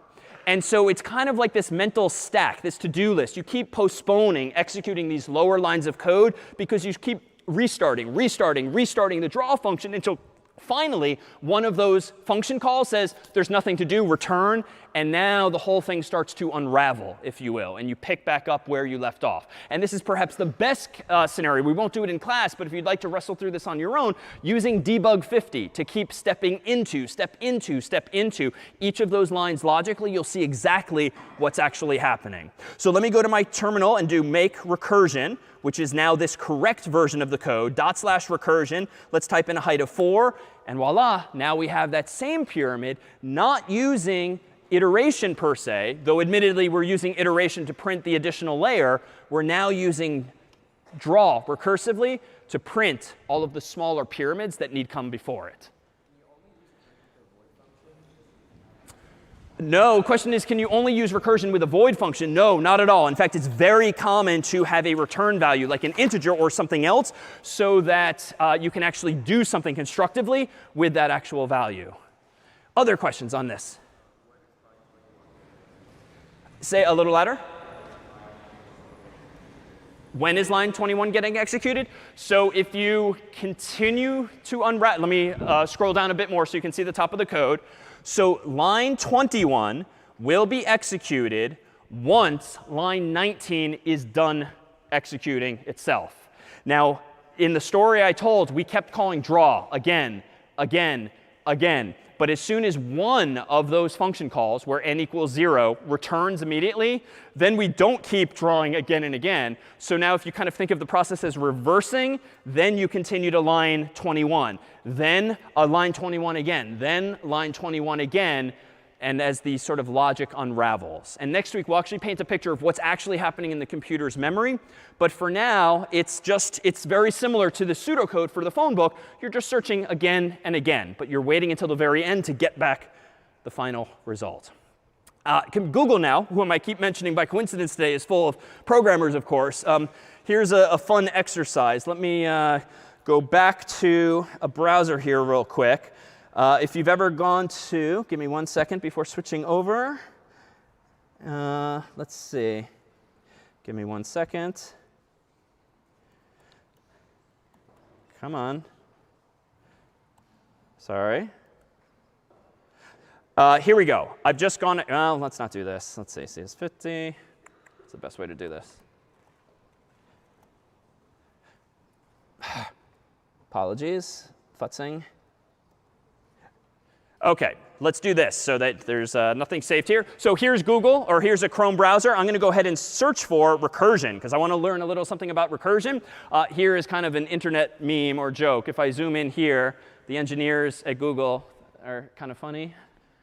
See why? Ah, there we go. Yes? Yes, this is recursion. And there's going to be so many memes you'll come across now where recursion, like if you've ever pointed a camera at the TV that's showing the camera and you sort of see yourself or the image again and again, that's really recursion. And in that case, it only stops once you hit the base case of a single pixel. But this is a very funny joke in some circles when it comes to recursion and Google. So how can we actually use Google, or rather, how can we actually use recursion constructively? Well, let me propose that we actually introduce a third and final algorithm for sorting that hopefully does better than the two sorts thus far. We've done selection sort and bubble sort. Bubble sort we liked a little better, at least insofar as in the best case where the list is already sorted. Bubble sort's at least smarter, and it will actually terminate early, giving us a better lower bound in terms of our omega notation. But it turns out that recursion, and this is not necessarily a feature of recursion, but something we can now leverage. It turns out using recursion, we can take a fundamentally different approach to sorting a whole bunch of numbers in such a way that we can do far fewer comparisons and ideally speed up our final results. So here is the pseudocode for what we're about to see for something called merge sort. And it really is this terse. Sort the left half of numbers. Sort the right half of numbers. Merge the sorted halves. Right? This is almost sort of nonsensical, because if you're asked for an algorithm to sort and you respond with, well, sort the left half, sort the right half, like that's being sort of difficult because, well, I'm asking you for a sorting algorithm. You're just telling me to sort the left half and the right half. But implicit in that last line, merging, is a pretty powerful feature of this sort. Now, we do need another base case at the top. So let me add this. If we find ourselves with a list, an array of size 1, well, that array is obviously sorted. If there's only one element in it, there's no work to be done. So that's going to be our base case, but allowing us now in just these, 6 lines of pseudocode to actually sort some elements. But let's focus first on just a subset of this. Let's consider for a moment what it means to merge sorted halves. So Carter has wonderfully come up to volunteer here just to help us reset these numbers. Suppose that in the middle of the story we're about to tell, we have two sorted halves. I've already sorted the left half of these numbers. And indeed, 2, 4, 5, 7 is sorted from smallest to largest. And the right half appears to be already sorted. 0, 1, 3, 6, already sorted. So in my pseudocode, we're already done sorting the left half and the right half somehow. But we'll see how in a moment. Well, how do I go about merging these two halves? Well, because they're sorted already, and you want to merge them in order, I think we can flip down. We can hide all but the first numbers in each of these sublists. So here we have a half that starts with 2. And I don't really care what the other numbers are because they're clearly larger than 2. I can focus only on 2. And 0, too. 0 also. We know that 0 is the smallest there. So let's just ignore the numbers that Carter kindly flipped down. So how do I merge these two lists into a new sorted larger list? Well, I compare the 2 on my left with the 0 on my right. Obviously, which comes first? The 0. So let me put this down here. And Carter, if you want to give us the next element. Now I have two sorted halves, but I've already plucked one off. So now I compare the 2 against the 1. 1 obviously comes next, so I'm going to take out the 1 and put it in place here. Now I'm going to compare the 2 halves again. 2 and 3, which do I merge first? Obviously the 2 comes next. And now notice, each time I do this, my hands are theoretically making forward progress. I'm not doubling back like I kept doing with selection sort or bubble sort, back and forth, back and forth.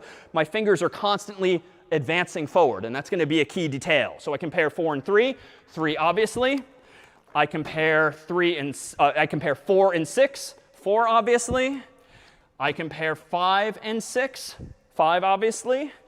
And then I compare 7 and 6, 6 of course. And then lastly, we have just one element left. And even though I'm kind of moving awkwardly as a human, my hands technically were only moving to the right. I was never looping back, doing something again and again. And that's perhaps the intuition and just enough room for the 7. So that then is how you would merge 2 sorted halves. We started with left half sorted, right half sorted. And merging is just like what you would do as a human. And Carter just flipped the numbers down, so our focus was only on the smallest elements in each. Any questions before we forge ahead with what it means then to be merged in this way? This will be sort of the hardest algorithm, if you will, to kind of follow. Thank you, Carter. But we'll consider now how we might do this, and then we'll do a visualization as well. So actually, Carter, can you let's put this back in order here as quickly as we can. That's why. All right, let me turn all of these off. So we're going to reset them to this order. So 2 will be over here. Oh, nope, not this order. There we go. 7, 2, 5. So we're going to put them into this order here. 7, thank you. All right. 7, 2, 5 is going to come here. All right. 4. Oops, sorry. I kind of need room for 4. Thank you. All right. Thank you. And 5. All right. Thank you. Thank you, Carter. All right. So now I think I'm good on my own. So now here is an original list. We deliberately put it at the top because there's one detail of merge sort that's key. Merge sort is technically going to use a little more space. And so whereas previously we just kept moving our humans around and swapping people and making sure they stayed ultimately in the original positions, with merge sort pretends that here's our original array of memory.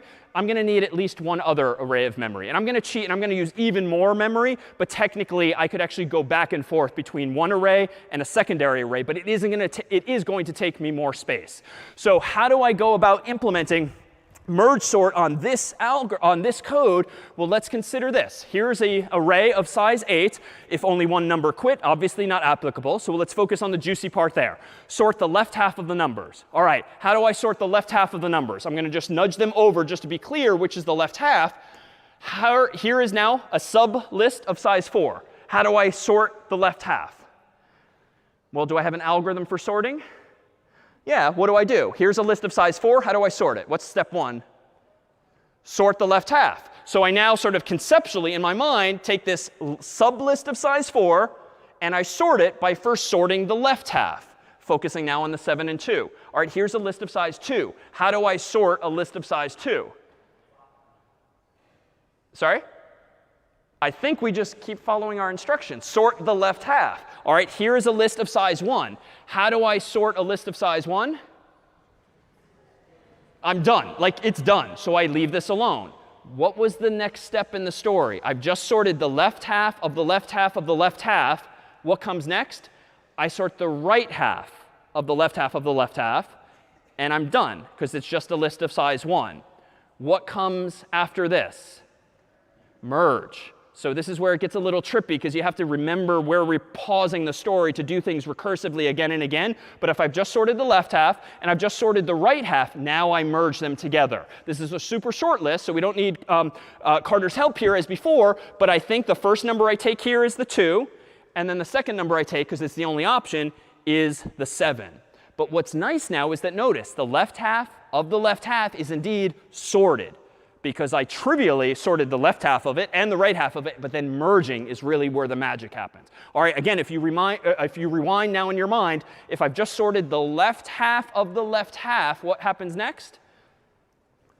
Sort the right half of the left half. So again, you kind of rewind in time. So how do I do this? I've got a list of size 2. I sort the left half, just the 5, done. Sort the right half, 4, done. Now the interesting part, I merge the left half and the right half of the right half of the left half. So what do I do? 4 comes down here, 5 comes down here. And now, notice what I have. Left half is sorted, right half is sorted. If you rewind in time, where is my next step? 3? Merge the two halves. And so this is what Carter helped me do before. Let's focus only on the smallest elements just so there's less distraction. I compare the 2 and the 4. 2 comes first, so let's obviously put that here. Now I compare the new beginning of this list and the old beginning of this list. 4 obviously comes next. And now I compare the 7 against the 5. 5 obviously comes next. And now lastly, I'm left with one number. So now I'm down to the 7. So even if you've kind of lost track of some of the nuances here, if you just kind of take a step back, we have the original right half here still untouched. But the left half of the original input is now indeed sorted. All by way of doing sorting left half, right half, but with those merges in between. All right, so if we've just sorted the left half, we rewind all the way to the beginning. What do I now do? All right, so sort the right half. So sort the right half. How do I sort a list of size 4? Well, I first sort the left half, the 1 and the 6. How do I sort a list of size 2? You sort the left half. Just the number 1. Obviously, there's no work to be done. Done. Sorting the left half. 6. Done. Sorting the right half. Now, what do? I merge the left half here with the right half here. And that one's pretty straightforward. Now what do? I've just merged. So now I've just sorted the left half of the right half. So now I sort the right half of the right half. So I consider the 0, done. I consider the 3, done. I now merge these two together. 0, of course, comes first. Then comes the 3. And now I'm at the point of the story where I've sorted the left half of the right half and the right half of the right half. So step 3 is merge. And I'll do it again like we did with Carter. All right, 1 and 0. Obviously, the 0 comes first. Now compare the 1 and the 3. Obviously, the 1 comes first. Compare the 6 and the 3. Obviously, the 3. And then lastly, the 6th. So now where are we? We've taken the left half of the whole thing and sorted it. We then took the right half of the whole thing and sorted it. So now we're at lastly, step 3 for the last time. What do? Merge. And so just to be consistent, let me push these down. And let's compare left hand to right hand, noticing that they only make forward progress, none of this back and forth comparisons. 2 and 0, of course, the 0. So we'll put that in place. 2 and 1, of course, the 1. So we put that in place. 2 and 3, we merge in, of course, the 2 in this case. 4 and 3, we now merge in the 3 in this case. 4 and 6, we now merge, of course, the 4 in place. And now we compare 5 and 6. We keep the 5. Bug. OK, well, pretend that the 5 is on. Oh, this is why. All right, so now we compare the 7 and the 6. 6th is gone. And lastly, 7 is the last one in place. And even though I grant that of all the algorithms, this is probably the hardest one to stay on top of, especially when I'm doing it as a voiceover, realize that what we've just done is only those 3 steps recursively. We started with a list of size 8. We sorted the left half. We sorted the right half. And then we merged the two together. But if you go down each of those rabbit holes, so to speak, sorting the left half involves sorting the left half of the left half and the right half of the left half, and so forth. But this germ of an idea of really dividing and conquering the problem, not such that you're having the problem and only dealing with one half. Clearly, we're sorting one half and the other half and merging them together ultimately. It does still lead us to the same solution. And if we visualize the remnants of this now, if I depict this as follows, where on the screen here, you see where the numbers originally started in the top row from left to right. Essentially, even though this is in a different order, I divided that list of size 8 ultimately into 8 lists of size 1. And that's where the base case kicked in and just said, OK, we're done sorting that. And after that, logically, I merged 2 lists of size 1 into many lists of size 2. And those lists of size 2 into lists of size 4. And finally, the lists of size 4 into one big list sorted of size 8. And so I put forth this picture with the little line indicators here because how many times did I divide in half? or really double, double, double. So exponent is the opposite. Oh, spoiler. How many times did I divide? So 3 concretely, but if there's 8 elements total and there's n more generally, it really is a matter of dividing and conquering log n times. You start this and you can divide 1, 2, 3 times, log n times. Or conversely, you can start here and exponentially double, double, double 3 times, which is log n. But on every row, every shelf, literally, I made a fuss about pointing my hands only from the left to the right, constantly advancing them, such that every time I did those merges, I touched every element once and only once. There was none of this back and forth on stage. So if I'm doing something log n times, or if I'm doing rather n things log n times, what would be our big O formula perhaps? N things log n times? Yeah, so n log n. The order of n log n is indeed how we would describe the running time of merge sort. And so of all of the sorts thus far, we've seen that merge sort here actually is n log n, which is strictly better than n squared, which is where both selection sort and bubble sort landed.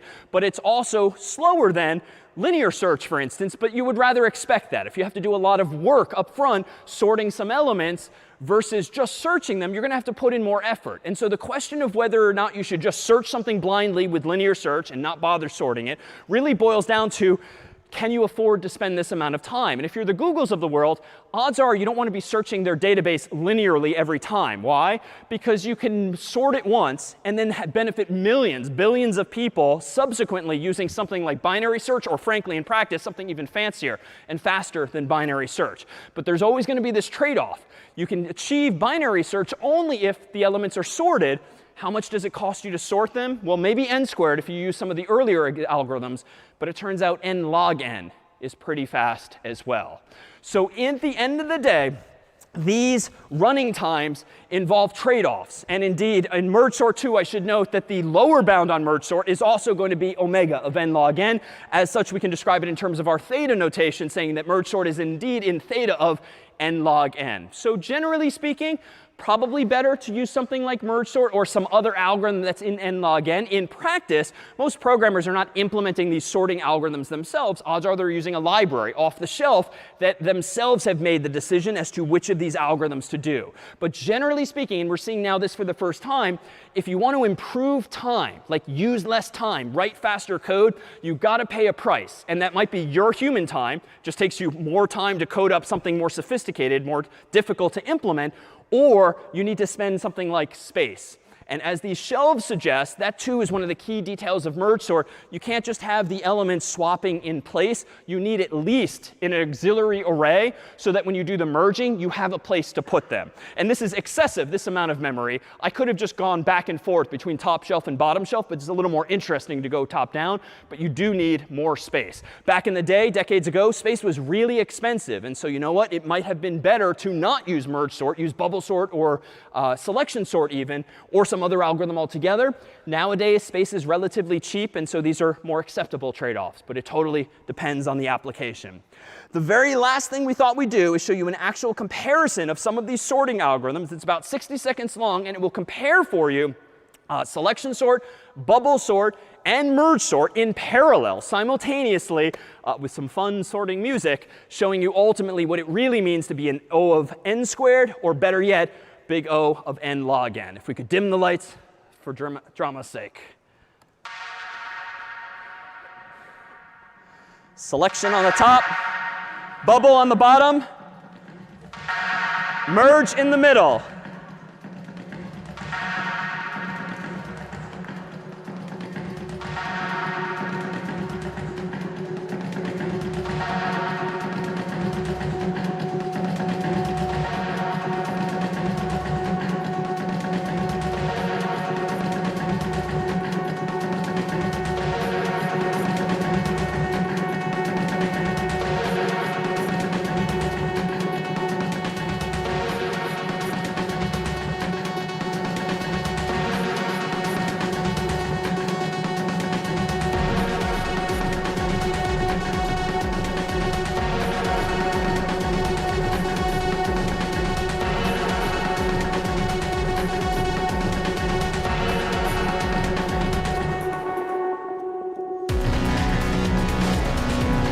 All right, that's it for CS50. We'll see you next time.